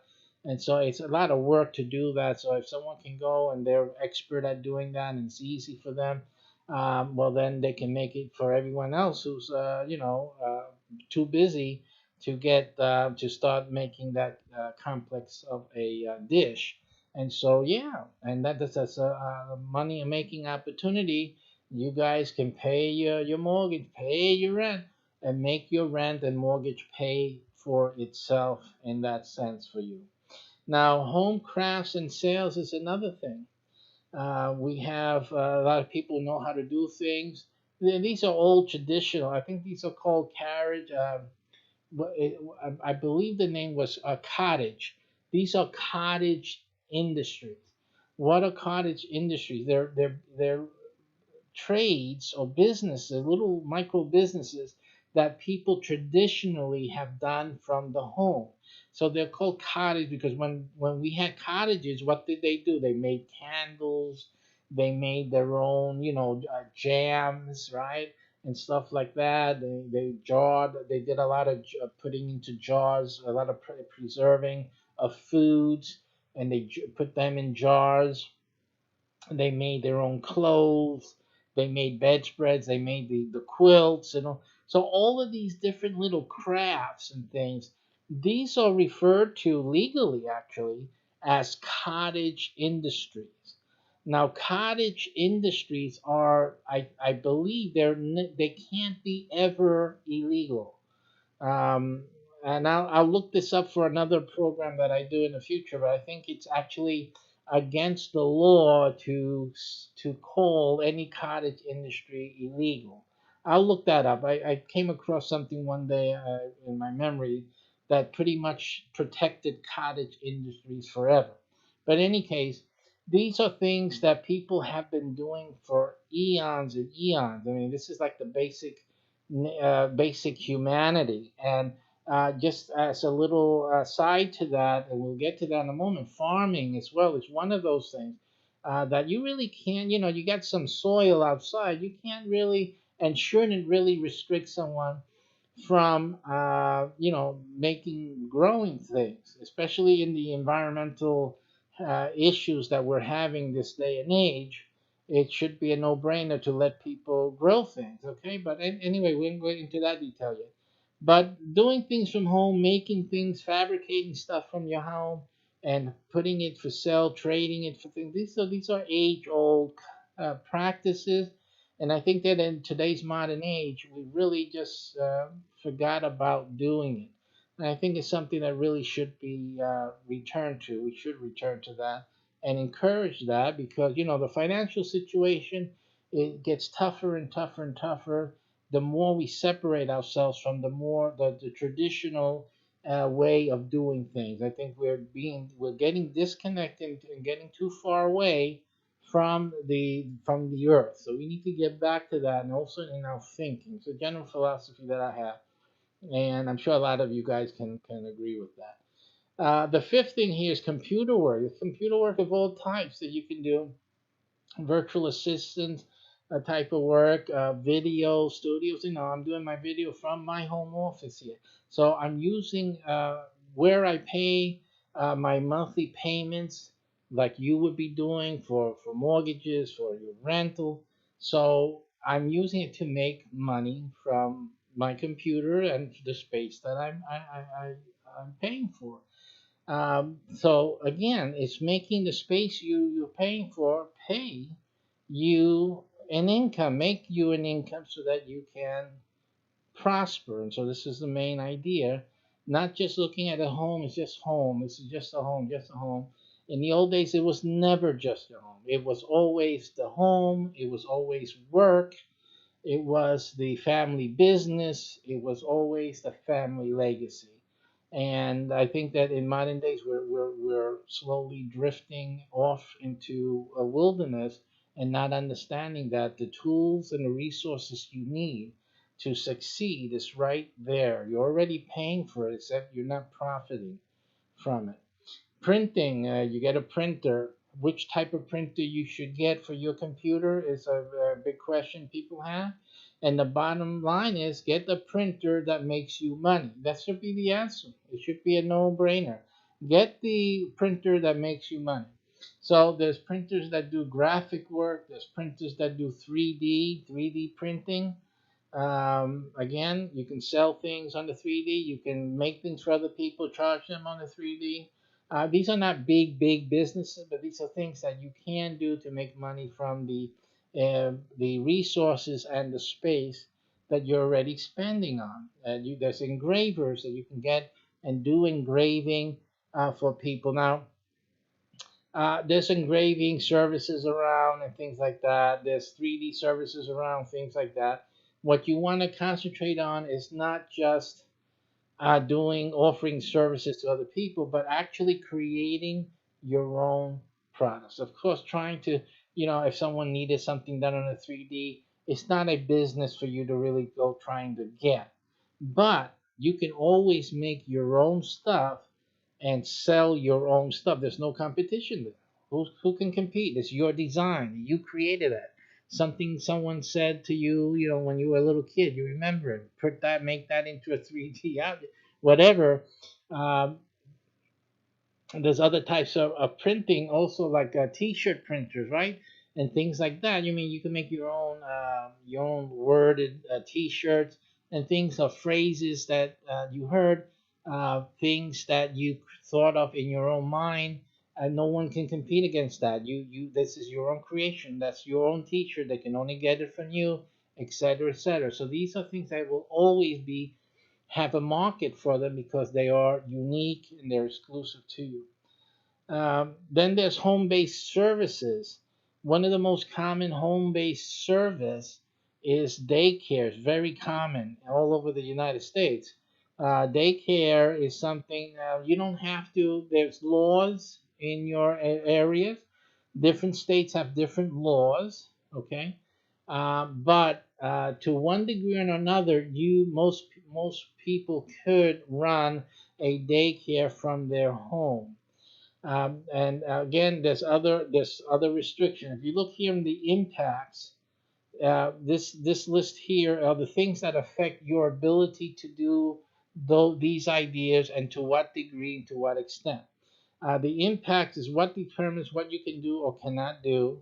And the first thing that impacts that is zoning. What is the zoning, right? That's an overall impact of what you can do.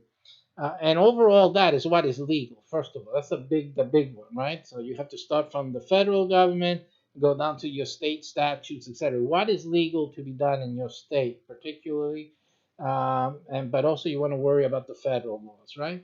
Then the zoning within your area, of course, is very important for you to know what your options are. Two is the homeowners association, because the homeowners association, they can add to the zoning more restriction, but you have to also be very you have to be a little smart about these homeowners association and zoning issues, because really you have to see what it is that is not allowed. So just don't go by when people say, "Oh, you can't have a business in your home." Don't go by that. Simply, make sure you read what the homeowners association actually says, and actually what they can have authority over. Because, like I said, there's certain cottage industries that no one can interfere with. And basically, who can tell if you're making candles in your bathroom? I mean, it's you're making candles and then you're putting them up for sale on eBay. What does that have to do with any homeowners association? It really doesn't impact. Most of the homeowners association, they're concerned with the appearance of the neighborhood. They're concerned with quality of life in the neighborhood, in the community. So anything that leaves your house, even smells, that is a concern of the homeowners association. So you have to be aware that anything that escapes your home, that comes out of your house, to where a neighbor and someone walking by the street can see it, then that begins to be a homeowners association concern, and it also becomes a zoning issue as well. Although the zoning issue really is more encompassing than that, it could and should, and most accounts dictate what happens inside the home to some level of degree. Again, you have to look at the zoning and see how that affects whatever you're trying to do here. In all in all, you have to check the laws and make sure you're in conformity with the laws. Many laws allow you to do things in a small way in your home without need for licensing, without need for any certification or anything like that. So you need to do your homework. Every place is very different. So you have to do your homework wherever you are. But I've never seen any property in which you couldn't do something, okay, other than what's normal for that property otherwise. So there's always a way to get more money out of a rental or a mortgage type of situation. Again, like I mentioned before with the cooking, is home. The other thing about daycare, I want to say also that the landlords can restrict what you're doing. What happens is that the landlord, the owner of the property, if you're renting, is the first place that the government or the zoning people, the homeowners association deals with. They're the first line. So, and the final line actually also. So they're the ones most concerned with what goes on in the property. So the landlord is really the first person that you deal with. You usually don't deal with the homeowners association unless you're the owner. And they're usually the last person you deal with because they're the ones really that own the property. They're the ones responsible for what happens on the property. So in your lease with the landlord, it's going to specify what you can do and what you can't do in that. But we're going to talk more about that later on when we get there. You can also sublet, again, if it's permitted in your lease agreement, a bedroom. You can make money from renting out a bedroom, from a garage, or a shed. These things can be sublet if you're allowed to, and then you can make income from this subletting activity. This was one common one. I'm going to be a little tongue in cheek here, but actually, in the old days in the projects, this was one that usually got the rent paid, no matter what.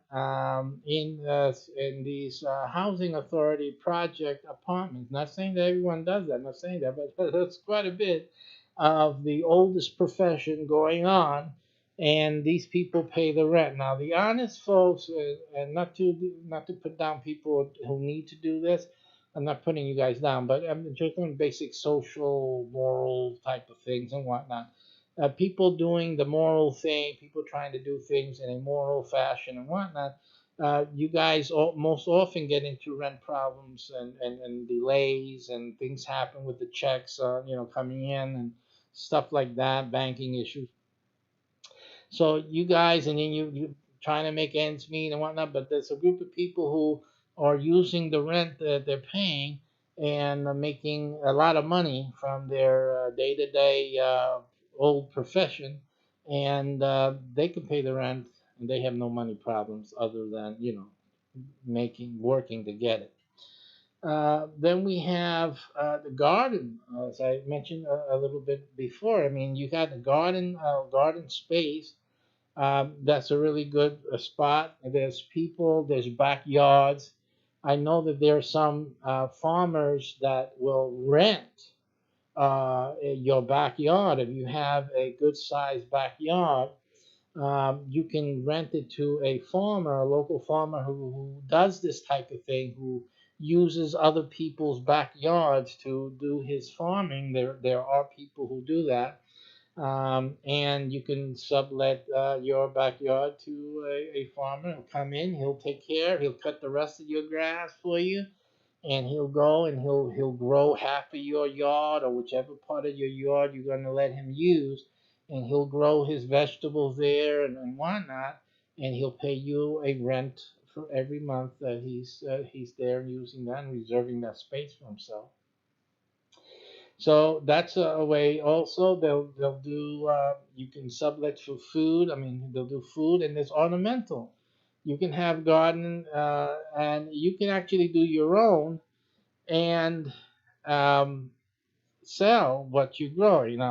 There. Let me give you an example of a zoning that is prohibits certain activities. Yet you can get away with doing this now. There's a certain type of plant. I'm going to give you all the secret details. That I won't give you here. That is something that really it's for another program or for a course that I would give, or for some special people that I really, really like and giving the great ideas. But there's certain types of plants that you can grow that can make you great money if you know what to do with the plants. If you process the plants in a certain way, you can make money from the things you sell with that plant. The good thing about that is even though that would be typically done as a farm or on a big scale. You can do that in any garden, actually. And the places that restrict how you use your land to a small garden or only gardening, they don't allow any crops or any commercial enterprise and this and that. Um, okay, so that's what the zoning is. That's what the homeowners association says. Fine, but there's certain plants that like they go below the radar.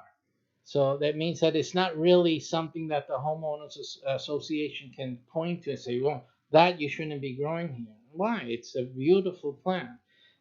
So again, but again, they can't stop you really or say that you're doing anything with those plants when they are perfectly great garden plants.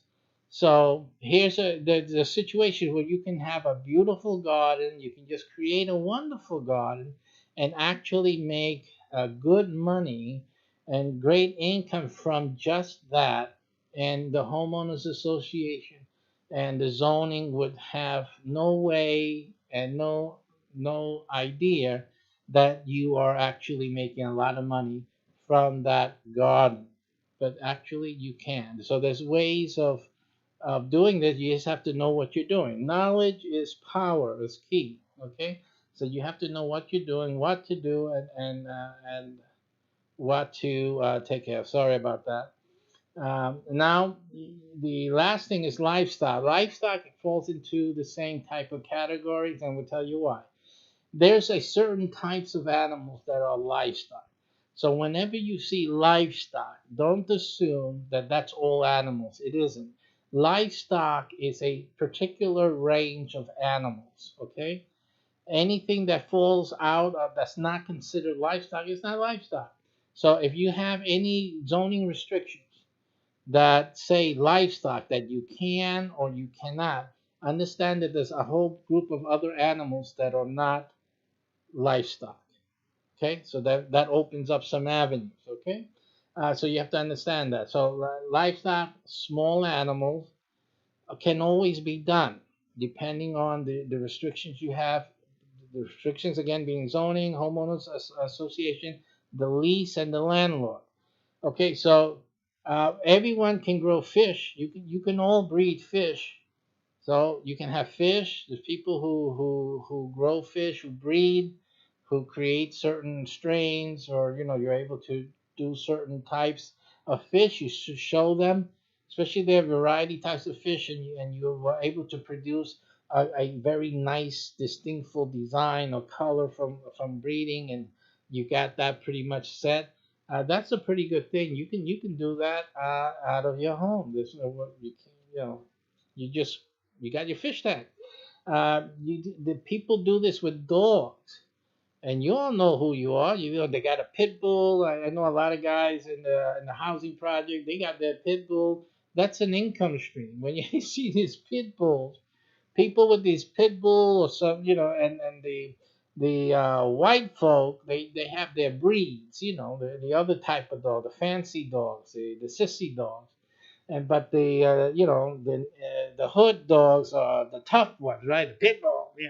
So anyway, that's just the funny part of this video. Um, you guys breed dogs, and they give birth, and you just put it up there in your Facebook. Hey, I got that. And the dog gave birth this week. I got some nice puppies, pit bull puppies. You got the colors. Here you are. Anybody want? Just hit me up, and you guys make some business. And so there's people who do this different places, different ways. You got dogs. You can do this with cats and with any other animal that you're allowed, obviously, to have within your zone, within the homeowners association, within the lease agreement, and your landlord. All right, so that's just a few things that people do in the residential. The only difference between residential property and commercial property is that in commercial property, you can do anything that's business. Business. That's what it's there for. So that land is designated commercial. So you can do most business activities on commercial property. That's what it is. So you don't have the problem of the zoning, necessarily the zoning and the homeowners association and all these restrictions to deal with. This is a commercial property. It's pretty much more easier to do business in a commercial property. The lease agreements tend to be very open in many different ways, and so that's a better opportunity, of course. You can scale your business according to space that you have. The location also will determine more or less how you engage a commercial property, if you buy it, if you rent it only, many considerations that you have to have with that. And then it makes, but usually a successful business in a commercial property will make more money for the renter than it is for the owner simply just owning the property outright. So you can make more money by making the rental work for you, because the rental is less money outlay, less debt that you add to your business, and the profits as you go along day to day are higher, and most it should be mostly very high multiples than the landlord is ever going to make from that property itself. So that's the way it's supposed to be. And and also you need to look at the short-term benefits over the long term, right? Which will make the difference if you rent or if you apply for a mortgage and pay a mortgage as you go along. Okay. So then you have the farm. A farm is another type of land, and I put here, so it's just a special type of residential land, because usually the farm will is tied to a farmhouse.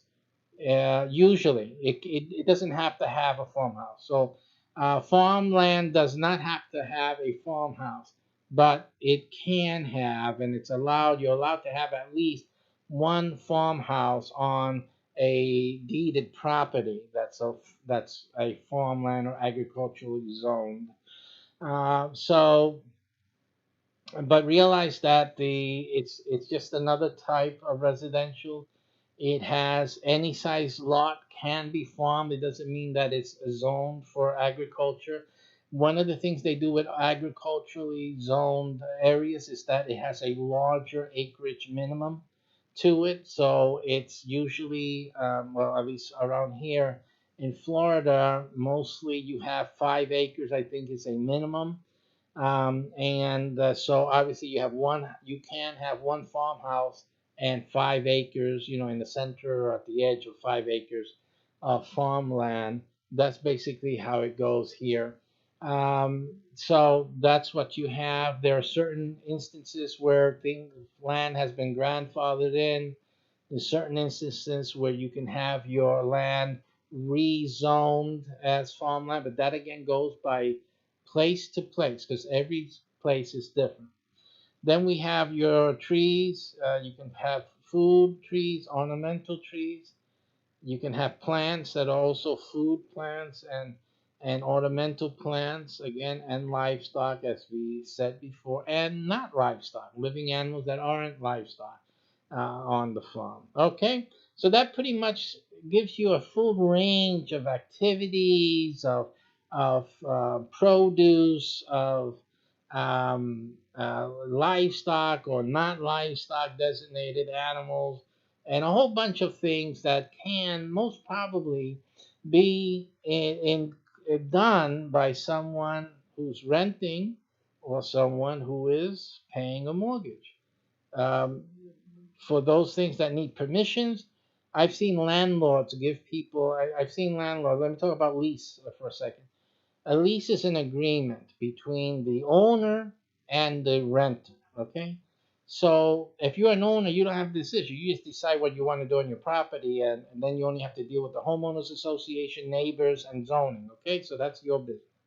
But if you're a renter, you have to deal with the lease agreement, with the renter agreement, and what does that mean for you, right? So you have to consider those things. But you have to also understand something. Never forget this. When you're dealing with a landlord, remember that this is an agreement between two people.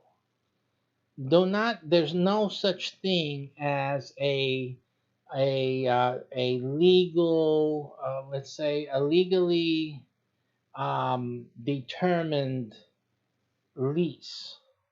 In other words, there's no such thing as this is the official lease of the United States of America. There's no such thing as that. There's no such thing as an official lease agreement for the state that you're in or for even the city that you're in. There's no such animal because people make agreements. You can make any agreement you want. Again, the parties in the agreement have to submit to laws, what the laws allow, obviously. But just because something is, you go to Staples or another place and get a lease, the lease has options that people can use or don't use. You're not required to agree with everything on a lease. And there's things on the lease that can be negotiated between you and the owner. Again, don't look at contracts and leases as these are written in stone. They are not written in stone. They remember there's one key to remember in anything in real estate and in business in general, and that is that most people are lazy. When you're dealing with real estate salespeople and brokers, they're lazy. In owners, landlords, they're lazy. And people renting, they're even lazier still. Okay? So with lazy, meeting with lazy, let's do this quick and simple. What you have is a standard agreement. So what landlords do is they go and they buy a standardized lease agreement and they come to you and this is the lease and we can sign that and that'll be it. This is lazy. Okay? And that's the lazy way to do that. And what happens is that this will restrict you needlessly when there's things that the landlord is able to give you permission to do, and you can do them, and it'll make it easier for you to do the things that you need to do or you want to do to make it more profitable for you to rent. So I've seen it many times, I'm sure some of you have as well, where the landlord has something written on the lease, and and if you talk to the landlord, say, listen, this is the things I have, this is my experience. Sometimes my job, they quit like for 2 months, they close down the shop, and I'm out of work for 2 months, and we're going, I could be able to pay without stopping your rent if you let me sublet, because if I sublet one of the rooms, I can have help during those months that we go dry. And if you're an entrepreneur and whatnot, and that's your situation, you can talk to the landlord and say, I would really appreciate if you allow me to sublet, or I can sublet so that I can use some of these spaces that I won't be using, and I can use that to make sure that your rent is paid on time and fully. We won't have any issues. So the landlord, the one thing that the owner wants, they want their rent. They want their rent on time. They don't want to have any issues. So, and if you came across to the landlord very amicably, he likes you, they like that feeling they get with you, and your seriousness and your frankness, you know, they may come, okay, you can sublet. Let me cross this out in the contract, and you can sublet and get somebody in. I have to check them out. Let me check them out first for you to make sure you ain't getting no bum in here or someone who has a history of sticking people up for unpaid rent or anything like that. But I'll accept if I approve them. I'll accept them so you can sublet, and that'll be fine. You can do that also with commercial more easily. You can get the subletting done. Again, you have to ask for it. You have to negotiate with the landlord. But these are things that can be done, and the landlord is all within their power to grant you these things. So always negotiate. If you know that you can first find a good sublease partnership or agreement, and you can convince the landlord that this is something that you need to do, and you appreciate if they can make that accommodation. That holds true with other things. The dogs and cats, fish, the gardening. And I garden, I can plant anything. Yeah, or get these things agreed to, so they know that that's what you're going to be doing while you're renting. You're going to make that those little 3 or 4 plants they have there. You're going to turn that into a garden space. You have to let them know what you need and agree to that, and put that. You agree to let them do gardening however they see fit, and sublet. They need that. You can look for that, and that's something that you can be looking for also while you're looking for a place to move to or a place to live, that you can get some concessions from your landlord and various items. Usually, again, the home cottage thing, the cottage industries, you don't have to worry about mainly, but at certain areas you want to ask for certain permissions, and you just tell them, listen, I got the printing equipment, but it needs to have a vent. I need to have it venting. I need to put it in the garage. Can I put a vent in? It'd be my cost, my expense to have the vent in, and at least the garage can breathe, and the printer can have its way of exhausting any fumes and things like that. So if you have that, and you just mention it like that, sometimes the landlord would say, "Oh yeah, okay, that's not a problem. You can do that. Um, I'll come by to check up on the work as it's being done, but that's okay. That's all right." And then you can do it. You see, so the whole point is being able to get as much leeway as you can.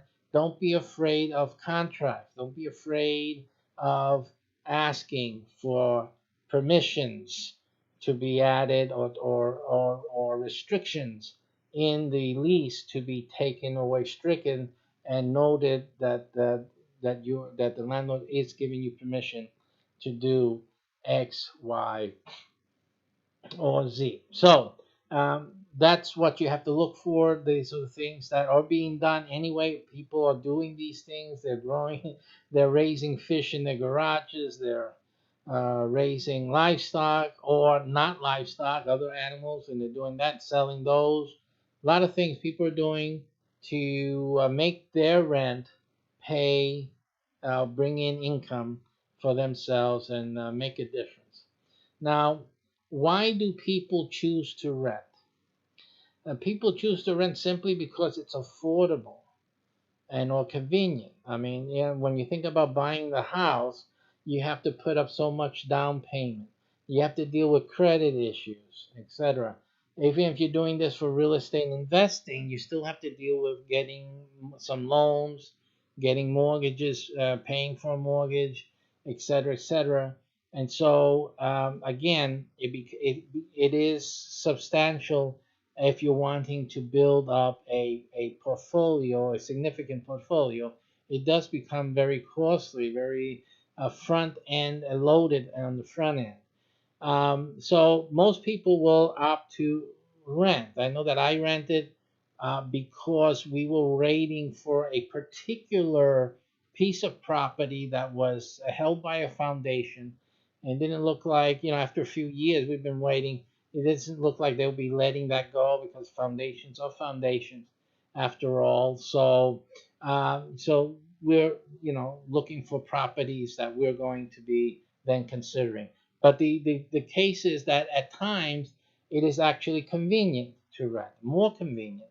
And again, it depends on the situation. Everyone's situation is different.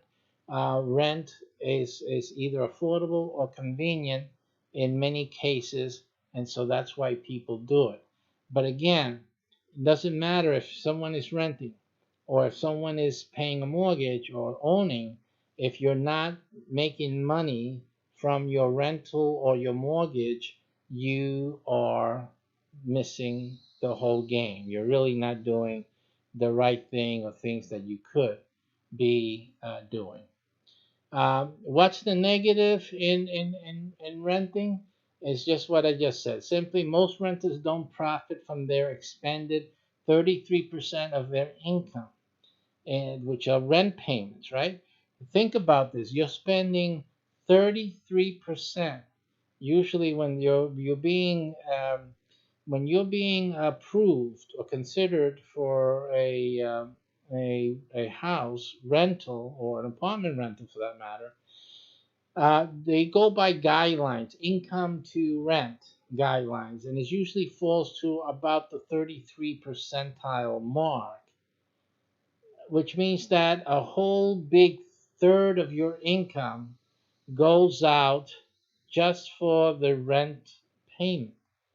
And doing it like everyone else does at the standard fare is that's really money that is not making money for you. It doesn't make any money for you. If you're not doing anything, then that money is not making any money for you. So it's money that's given away. And you can say, yeah, but I have a roof over my head. It's for something. It's an expense, and you're making no profit from it. You may have sweated that at your job, at your work, your business. You sweated for it, you got it, and a whole third of that just goes boom out to cover your home life, your home experience, your family's shelter, and it's gone. It's forever gone. And you didn't do anything with it. You don't have any returns from it, and that's the saddest part. It's a third of your life. If you think about it, a third of your life is going away. Okay, and and this is the reason that, well, you'll hear people say that buying is better because at least you own you're still throwing it out away from you, but at least it's going into your own property that you can then later resell and regain value, more value than just that you lived in. So the renter doesn't gain value, right? See how the thinking works out there? The thinking is that if you're renting, you're not making any money from this money that you're spending every month. Now, if you're buying, you're paying a mortgage, you're paying the property, well, then you're doing better only because you're still spending the money every month, but only because when you sell, you're able to regain some of that money back. The money that you put into it's not necessarily regained. And it's not regained, and I'm going to tell you why. Because when you take a mortgage out, the mortgage bank is trying to get like 3 times the value of that home. So if you're buying a $250,000 home, your mortgage bank is trying to make 3 times the value of that home over the lifespan of the mortgage. Not that you're going to spend all that time paying for that mortgage and whatnot, but that's the thing. When you sell, if you sell earlier than paying for it all, which is what most people recommend that you do, what happens is that you are making some profit. Hopefully the market goes up. The higher the market goes up, that's the profit margin you're hoping to make, right? You're hoping to make that profit margin. That's the only salvation, if you will, for buying your house. If you're renting, you have nothing because, of course, you did nothing while you were renting to make money. But the owner makes nothing either, except that as the values go up in the neighborhood, that money, that extra padding, is what they take home with them, with probably some equity, some probably if they can get it out from what they paid into, but not all of it, because again, you're paying the mortgage interest. They're gaining that money just because they lent the money for you to live in that house. It's basically loaning you money to rent the house. Basically, is what's happening, and to own the right to make whatever profit when you sell the house later. Basically, it's what it boils down to. Okay? So, now the question remains though, if you could profit up through $40,000 a year plus while renting, That means because you are renting a piece of property, you're able to profit $40,000 from you renting that, and obviously doing some other things with it. Which would you choose? Would you choose to buy then a house or property, or would you then rent? See? So buying, again, what does buying do? It gives you the asset, control of the asset. You decide when to sell, and basically you're waiting for the market to go up a little bit and get that padding is really what you're looking for.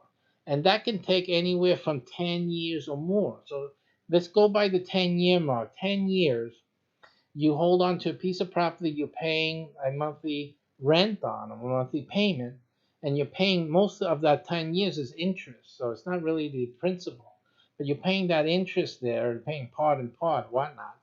But you have then in 10 years, let's say the property goes up, let's just put a figure there, 50,000, or 100,000 maybe, 10 years. Okay, just go by 100,000. And you figure that when you sell it, if this buyer isn't knocking you down, which they're always trying to do that, you're looking at walking away from that house with, up to $100,000 as a profit or gain from the house that you purchased. Again, you got to take away from that the down payment you put in. You got to take away from that the payments you made, really, which it can easily 10 years could be another $8,000 or so. Let's just say 20,000 just to be comprehend the different credit rates and all that. So you're looking at what did I say? 60. You're looking at 100, and you spent in the house 100,000. You practically spent 100,000, if not more, in between the mortgage payments and between the mortgage payments uh, and having what you paid and the profit. So again, you're going to looking at 100,000, give or take away what you're going. It's, if you can see, it's not a lot of money for 10 years of paying the mortgage in the house. Now, let's go to the guy who's renting, then and making 40,000 a year from the rental. He may have his still job. Still has a job. He could still have his own business, XYZ. But from the rental itself, he's doing more than the guy with the mortgage, because the guy with the mortgage, all he did was do what everyone else does, just live in the house. But this guy who's renting, he's making 40,000 a year from the rental of his house. And so what happens, or from the property, and what happens that after 10 years, how much money did he make? He walks away after 10 years, assuming he put everything in a bank or in some other investment. He walks away with $400,000. Right? He leaves the property to the owner. The owner keeps the property, and the owner gets his 100,000, and the owner thinks it's a great day. It's happy day. Oh, happy day, right? They sold my house. I got 100,000 in my pocket. Yeah, I'm smart. But the renter walks away with $400,000. So again, which one is better, buying or renting? Now the best thing is to buy and do and be able to do what the renter is able to do here, right? Again, but you don't. The whole point is that you don't have to buy to do what the renter is now able to do, and therefore you spent less money to do it, and you made more profits. So I'm going to talk to you now about what you're getting in this particular offer that I'm talking about today. What we're talking about is an opportunity to rent my land and for you to profit from it. So what you're going to get with this, again, in this limited offer is the following. Number one, we're going to have a rental lease agreement for a portion of my land.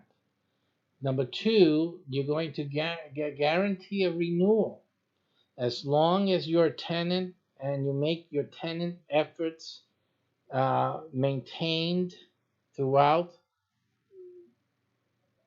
all the years that you are doing this with us, you are guaranteed renewal. Okay, so you're not going to lose any standing. The only thing that qualifies you to remain as a tenant on my property is for you to maintain your effort. Now, the effort is explained to you in a PDF, which I talk about later. It explains to you how you're going to profit from my land, and you have to maintain the effort. That's the requirement. Okay, so as long as you do that, there's no issue with renewing the lease time and time again, and there's no increase, by the way, in your rental payments. None. You just stay with it. That's the way it stays that way for good. Okay. The third thing you get today is a full PDF detailing each profit program, and right now there's 4, and there will be 5 by the time most of you see this video, so that you can immediately begin to develop your land lease into significant income streams. So that's what you're getting with the land rental. The agreement is you get the land, you get the space allotment, you pay the rent, and you are able to profit from that rental. You're able to profit from that rental as long as you maintain the effort. Okay, that's outlined in the PDF, and that's it. Okay, you have number 4, rights to use one or all of the profit strategies detailed with the renter's profit from land PDF, which is the PDF you get. It's the name of it. The renter's profit from land PDF. You can use 1 or 2 or 3 or 4 or all 5 of the profit strategies that are in there. You're not restricted to how many or how few you want to do. Okay, but remember, what is the qualification? What is the maintenance of the efforts? Whatever you do and how many you do, you have to maintain the effort. So that's the key. And lifetime updates are included with addendums to your rental lease, adding more strategies whenever available, because more things will come down the line as years progress, whenever available and applicable to your rented lot space. And then you'll get weekly live training and that's as long as the weekly live training is needed for each program. And when new programs come, of course, you will get those live trainings as well. So if this applies to each program, and any new program that comes down the line and applies to your lease, you will get that training. Again, there's no extra cost, there's no extra fees, there's nothing extra. This is part of this parcel, plain and simple. Weekly live training providing Q&A, questions and answers, and practical help and guidance. So you're going to get help and guidance along the way of making sure, because you'll understand why I'm interested in making sure you know what to do and that you actually go and do it. Okay, so there's a reason for that. Now, number 7, you get also is a flexible rental payment. Because some of you are asking right now, how much is this going to cost? Some of you, you're worried about what your budget is, because again, the whole issue is having enough money, isn't it? Okay, so the answer to that is that you decide how much.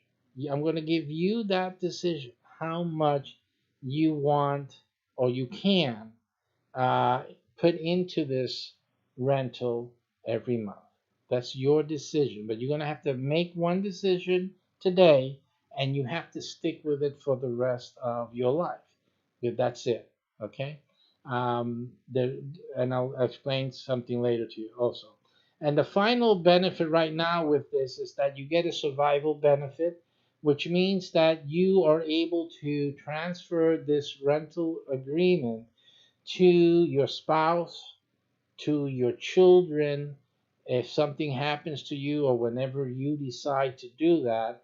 Again, you can transfer it only to your survivors, only.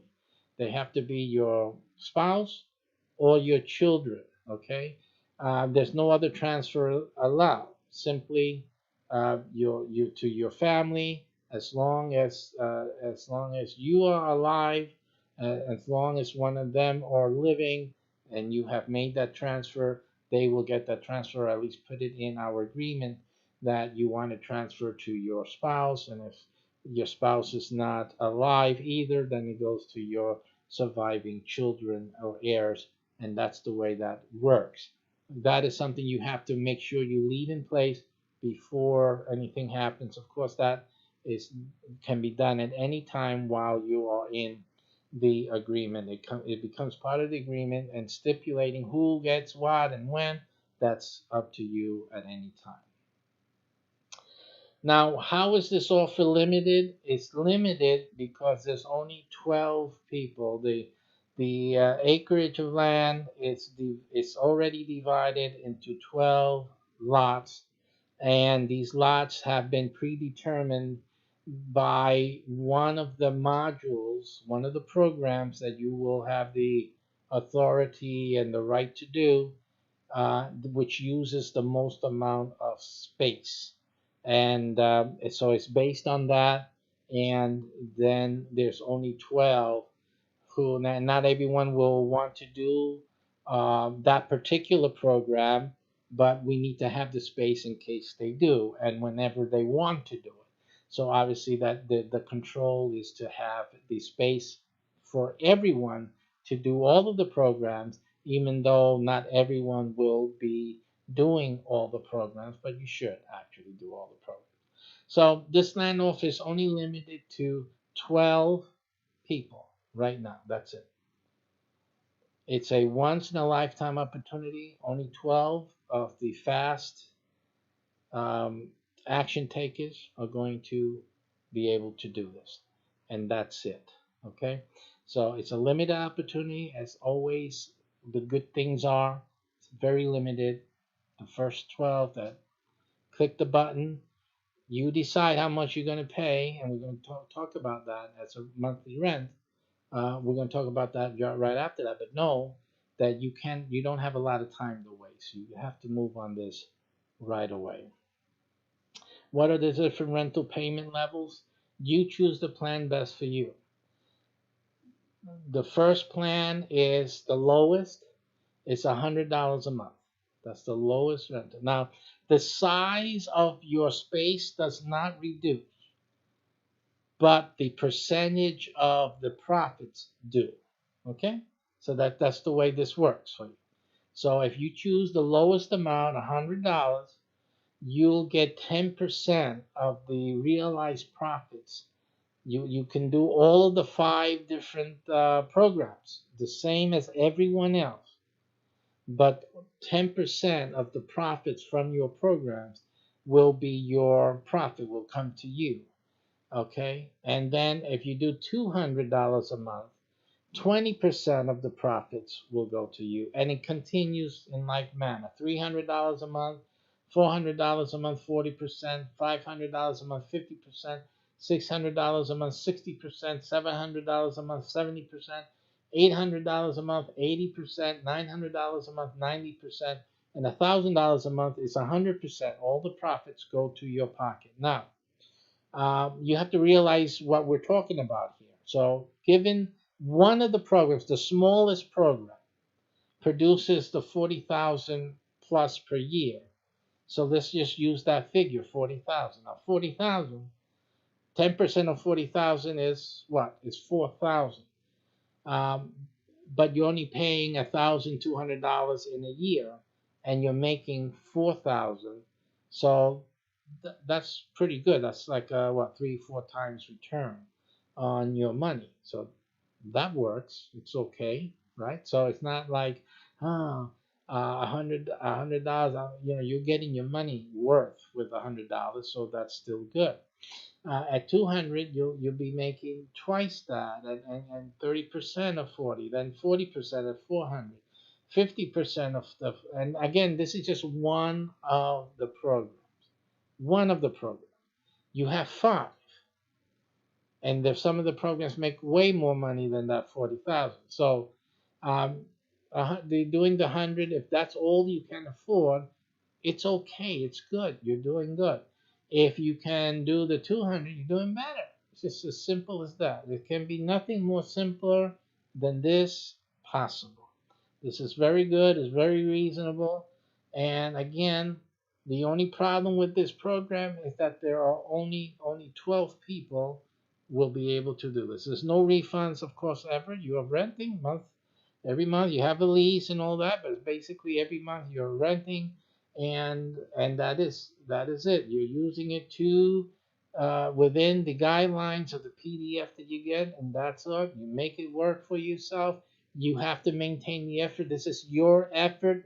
Nothing happens if you don't do anything. Nothing happens. This is simple rental. This is a rental agreement. I'm just giving you also a guide of how to make this money with this rental. Simple. That's all that's happening. You have to do the work that's involved. And what is the effort that you have to do? It's mainly placing announcements. It's the same thing as if you own the property yourself.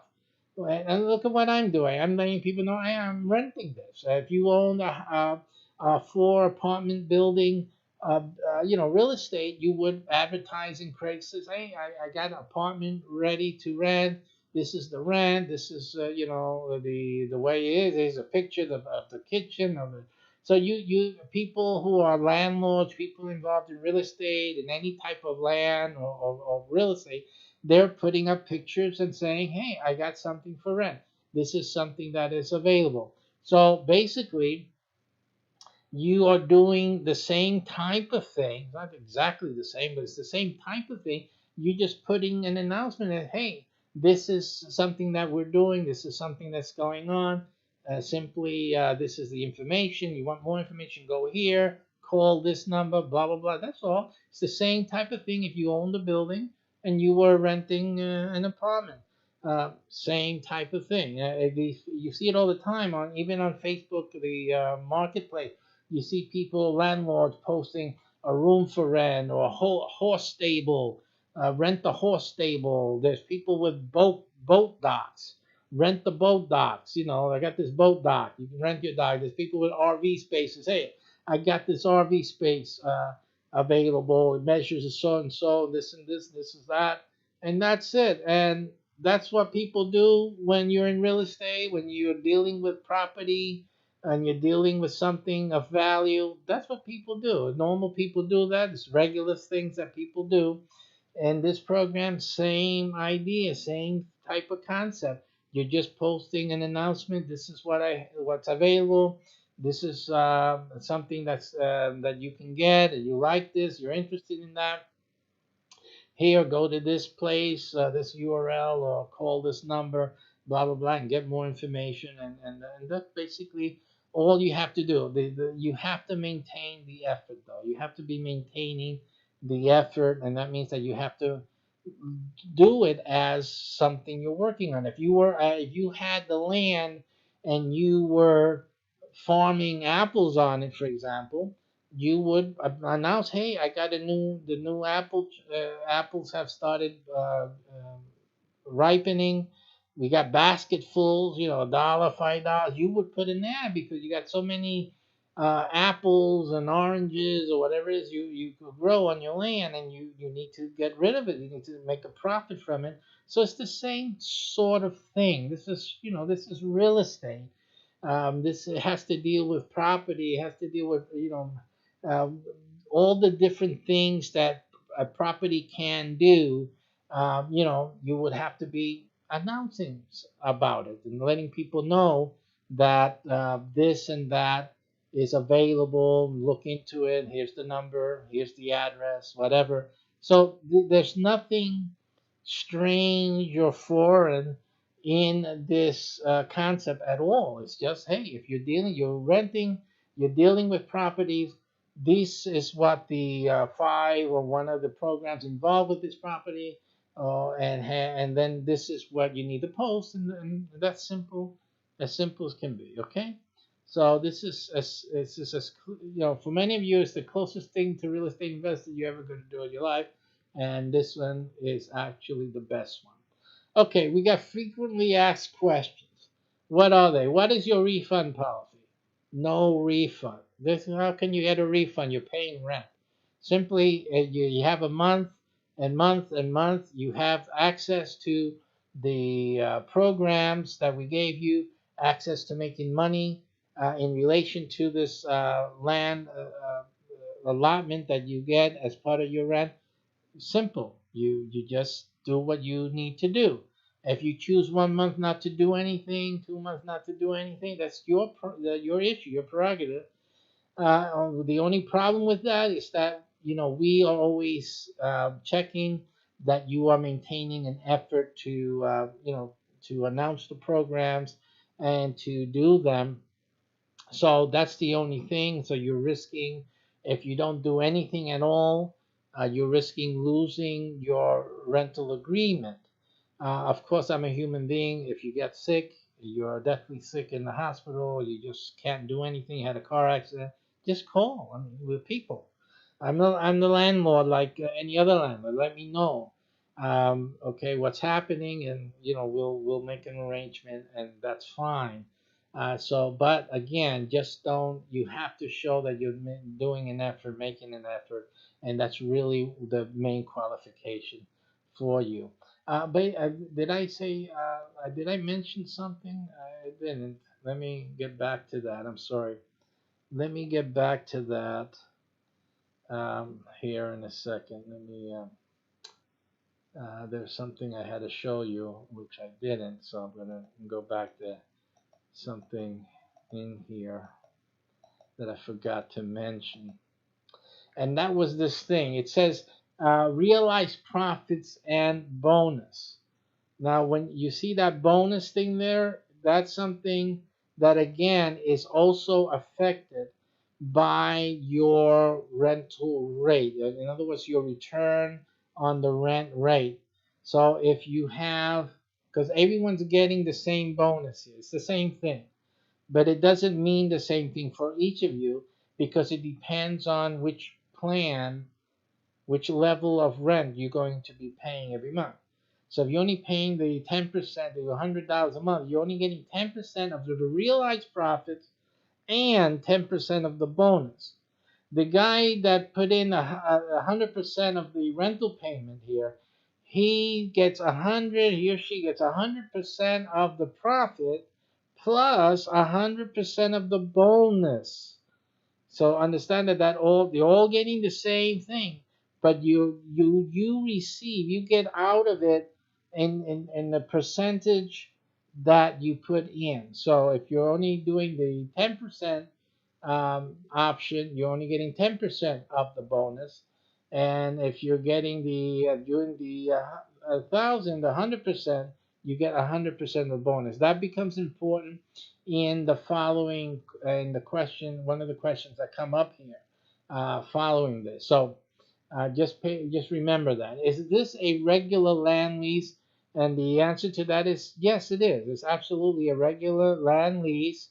It has a restriction in terms of what you can do on the property, and it's basically restricted to the 5 programs that we discussed and anything else that I allow into it that will be added as an addendum. That's the only thing.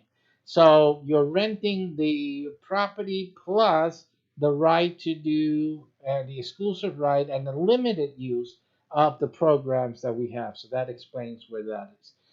Number 3, will I be able to visit the lot and stay on my leased space? The answer to that question is in 4 of the 5 programs, no. But in one of them, yes. So one of them actually is like a vacation rental type of thing. So yes, in that program, if you have chosen to do that program, then you will be able to visit the lot and stay on that space. In some of the others, you will be able to visit the lot actually and go on the property. But there's really, there's not going to be anything there necessarily unless you have done that particular program, which is a basic improvement or development on the property itself. Um, and there's another one that there is something actually physically on the property. Yes. So there's actually two that you can actually go and see. You'll actually know what's going on and how it develops, and you'll be able to go visit and see it for whatever reason you want to. Just that you feel, hey, you're paying rent on this is fine. So that's beautiful. That's okay. Yes. But usually that's not necessary. But we do encourage you to go to the property and stay on it when you do that other program that's like the vacation rental thing, because you will be the first one.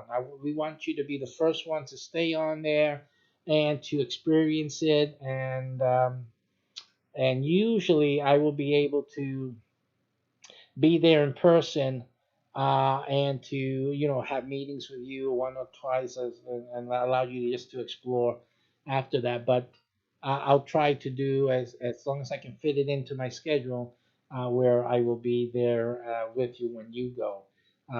So that's the answer to that. Normally, no. In the first few months, no. There's no point in going. But and and you can always visit. All you're going to see is land, but you there's no place to stay unless you did that one program that actually develops your space into a living area. Okay, so that answers that question. Now, if you now the question is, if I'm sorry, how long does it take to start seeing profits from my efforts? That is a good question. It will take a few months, at least, and you should expect at least to looking at an anniversary, a year or so before it really starts kicking in big time for you. But it does depend. Again, I'm going to say this again. The real answer to this is how soon are you going to get the announcements done and keep them up and make things happen, because really it is up to you. The answer to this question is really up to you, but I'm just telling you realistically and humanistically, in terms of human efforts and things like that, it'll take quite a few months, if not a good part of your first year with us, to get the steam rolling and for there to be some action. Of course the interaction and the what they call that, the no they not the gestalt, but the synergy. That's the word. The synergy with all the other activities that are happening. It will produce more and more as time goes on, and you will see more and more results from what you're doing. So yeah, you again, this is like anything else. It's like any other business. It's really up to you. Absolutely. There's nothing here that anyone is doing for you. Okay, because I'm providing everything, my brainchild, everything, what you need to do, the strategies I've already provided to you in the PDF that you'll get.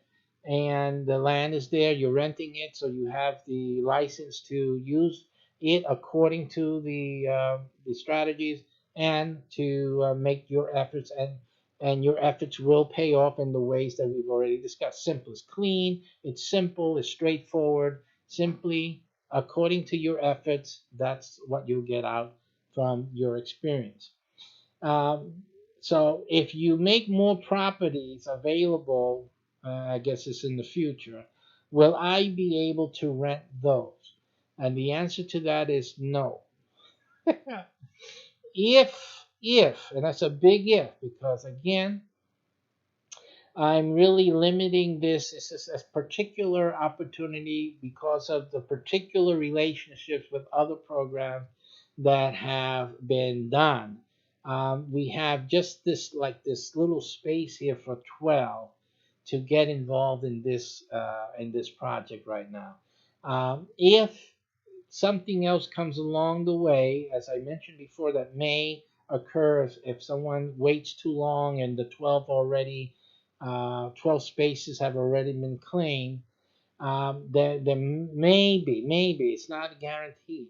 There may be another program, not the same, but something else that maybe can be the same to this, but I'm not claiming that it will be or that it will be available. But if something would develop later on that allows for more availability of something similar, you will not be able to rent those simply because you don't need to.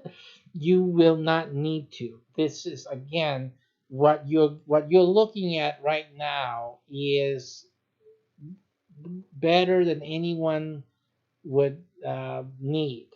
So really, between the profits, the realized profits from the strategies, and the bonus, you don't need anything else. I'm going to tell you right off the bat. I can't tell you what the bonus is, but I can tell you that once you get the PDF and you start reading and you use your brain, you will know what the bonus is, and you will realize what I'm telling you now. You don't need to do anything other than this. You don't need to get any other properties, rental property situations like that. You don't need to do it. You don't absolutely don't need to do it. Just simply all you need to do is maintain your effort. Maintain your effort, and all of that will be clear to you when you have the PDF in hand. Now, so are there any other fees or monies I have to worry about? For 4 of the 5 programs, let's see here. For 4 of the 5 programs, no. For the one with the with that I compare to the vacation rental type of thing, yes. So if you're going to do the vacation rental type of program, you will have to it's significantly, not significantly, but it's going to be an investment in the rental units. You will have to have that paid for having that installed and set up for you. So that, yes, that you will have to do if you want to do that, and when you're able to do that. If you're unable to do that at the beginning, that's fine. You can do it at any time. The smart thing to do is wait till you start making the money from the other programs, right? And then take that money and put in the unit. This is like Monopoly. You ever played Monopoly? So when you made a little money for the hotel, then you put the hotel in. So this is the same thing. If you don't have the money to do the fifth one with the vacation rental, a unit, then don't worry about it till you make the money, and then you install it, and then you start making that. Again, each program needs what? Effort. It needs the effort. So you need to do that effort, because without it, you don't have anything. You're not doing anything. Okay. Now, and other than that, for the lifetime, your lifetime, the guaranteed rental renews. It survives to your survivor's spouse or children as long as the rental is maintained, as long as the efforts are maintained. No one has anything to worry about. Simple as that. Okay, it's very simple, very straightforward. The only thing is the rental unit. Once you do the rental unit, it involves getting the rental unit, installing the rental unit, and also maintenance. Now, the maintenance, we can work it out through the profits. But understand that it has to be maintained. It's physical things. They have to be maintained. So you have to use your hand. Of course, it's going to cost a little bit more. But you'll be making a lot more, right? So this is the way it works in real estate. Uh, can I sublet, number 7, can I sublet my land lease or sell my participation in this project? And the answer to that is absolutely not. You don't own anything to sell it, so you cannot do that. You can only rent it, and you profit while you're using it. So, that's very key. So especially if you put a rental unit, you have to understand you have to satisfy yourself with the money you got out of it. Okay? Because other than that, you don't own anything. So you gotta understand that. Um, and you're doing it just for the money you're making. So it really shouldn't matter to you in that sense. You're making the money, so what does it matter? You got your money back, and you made it many times over and over. So it doesn't matter.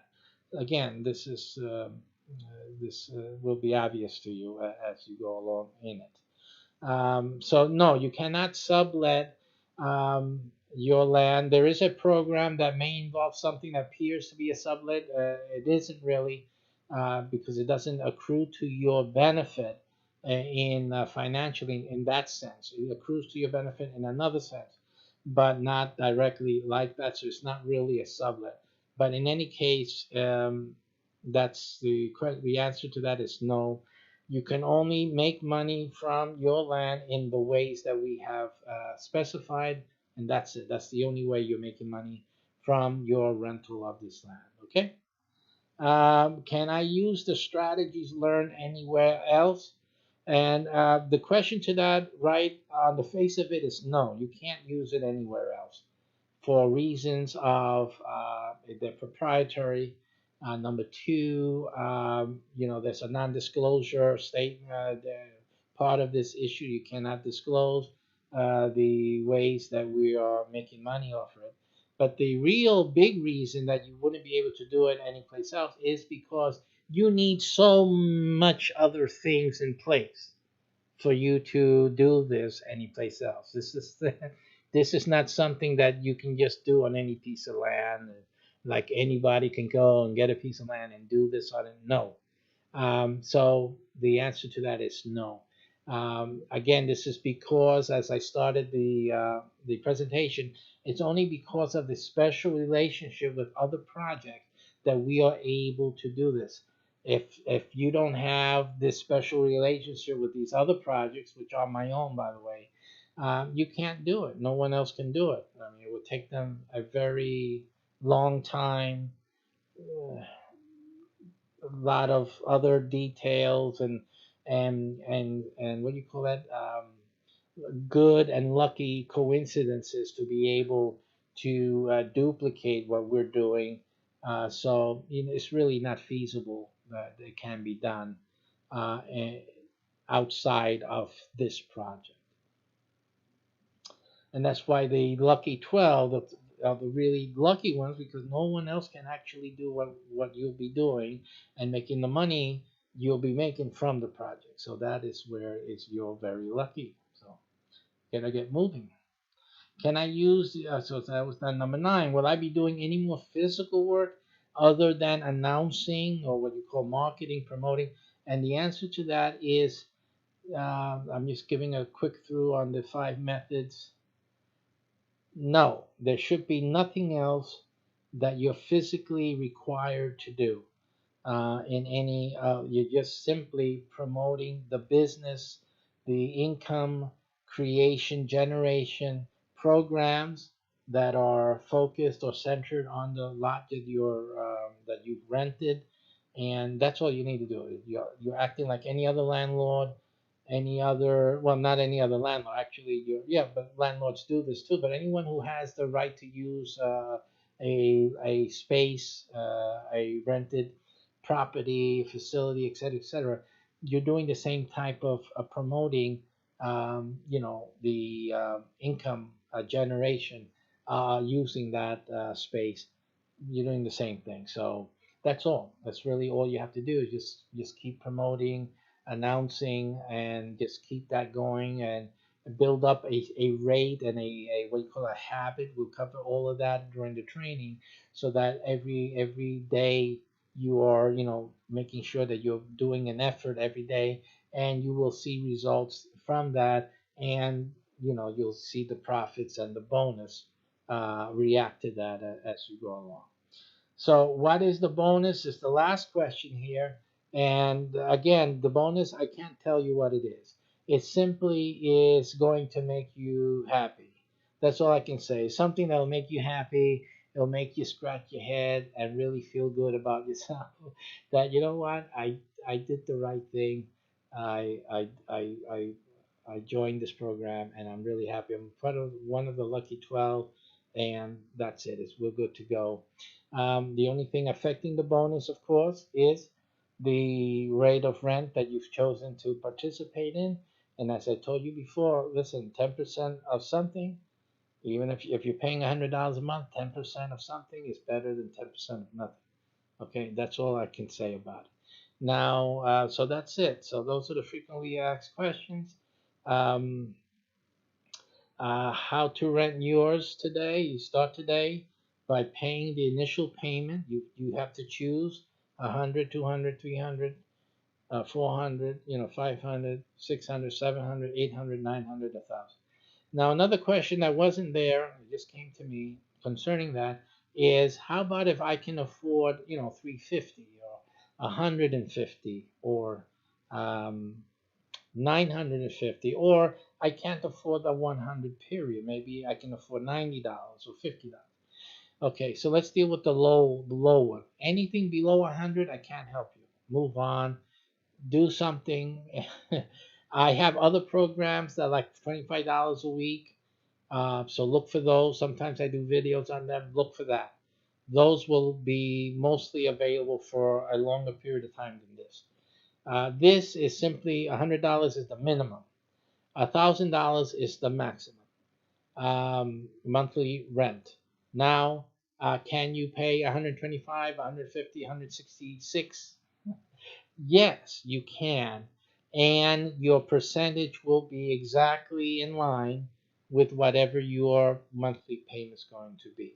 So yes, even though I say 100, 200, 300, that's just for example to show you that 100 is 10%, 200 is 20%. But if you do 250, 200 if you do 250, it will be 25%, right? So you figure out it's really based on how much you want to put into this securing this rental for yourself, and that will affect your bonus level as well as your income level.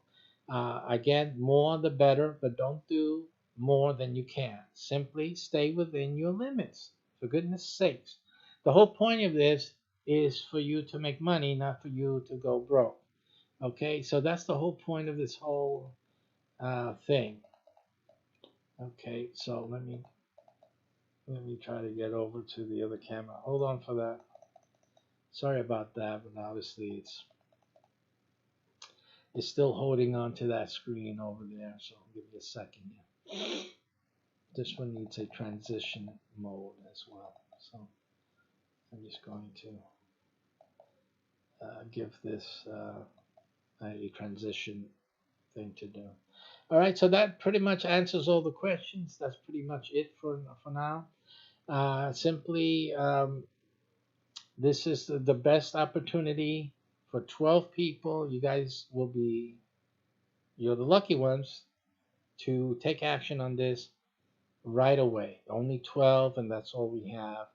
And that'll be it. Now, anyone seeing this after the 12 have filled up their properties, or at least my property, then I will probably transfer you guys to that $25 a week program. Is probably what will happen, because that's an ongoing program. It's different than this, and it's only closely related to this on one of the programs that you guys, the 12, will have in this thing. But yeah, that's the only option that you guys will have in that sense. So I'll probably transfer you guys to that. But the first 12 to respond to this and claim their spot, you guys are the lucky ones for 2020. Really, really lucky. And I would say blessed, because I believe in blessings more than luck. But hey, listen, you had to find me first, right? That was the lucky part. Okay, or the blessed part, depending how you look at it. So that's it for me now. Thank you for watching. Congratulations to your 12. 12 that are going to be very happy in this program. I welcome you. 2020 was a great year for you. It is a great year, and we welcome you. And for everyone else, listen, just because you don't get into this, you're not able to. Uh, that other program that I'll probably send you to is good. You can still make it happen. It's a little more slower, a little more drudgery into it, but you can still do it with that. So I encourage you to do that. And everyone else, look into my real estate investment workshop. That's open to, well, it is limited also that in your city. It'll be only 100 people in your city, but at least you have more chances of getting into that. So look into that. There's a few ways for you to get into this, even after these 12 have been uh, called. I was going to say chosen. Those 12 have signed up and filled up. There's other ways for you to still get involved in real estate and make it happen even affordably. So I would not quit with that. I would just continue and look in for that. Again, I'll see you later. Go basically what you need to do, and I forgot to get this ready for you guys, but I won't take the time to set it up for you now, is go to mycbh.com. If this is something that interests you, you want to get involved with it, go to mycbh.com/LP, or small letters, everything, another /, and then you put in rent land, and that should take you to the landing page where you can click on the button, and really that takes you to a PayPal me. You need to type in the amount that you're willing to pay every month for the program that you just saw, and that will set in what the lease agreement will stay. So if you put in $168, for example, that will be what the lease agreement will say. It's $168 a month for you, and you will make that's 16 or 17% of whatever uh, comes in terms of your profits and the bonus. So that sets up what's going to happen every month, what's going to be your return, and what's going to be your bonus as well. Okay, the bonus, I can only tell you also about the bonus. Another detail, I couldn't, well, I can't say anything about the bonus actually, but it is part of the lease agreement. So the bonus is not, I can tell you it's not a one-time thing. That's all I can say. All right. All right. So again, you get the returns and the bonus, okay, throughout the term of your rental with us and with renting my property in my land. Okay, so that's it. Head on over there, click the button, put in the amount, and that's that. If you're one of the early ones, because this is going live right now, so I have to upload this to the landing page actually. So right now there's another video about some other program that I have. But so ignore that. But if you're watching this actually on the landing page, well, then you're in the right place, and pressing the button is the right thing to do. And particularly and when you press that button, it should go to a PayPal me. If it doesn't, it'll go to a landing page which tells you sorry, but the spots have all been taken. But you can click on here and go to this other offer that is a little different but in the same vein, and you can join that, and we welcome you there. Okay, so that's it. Good luck to all of you again, and to the 12, way to go. Great decision and great move for 2020. Take care and see you guys next time.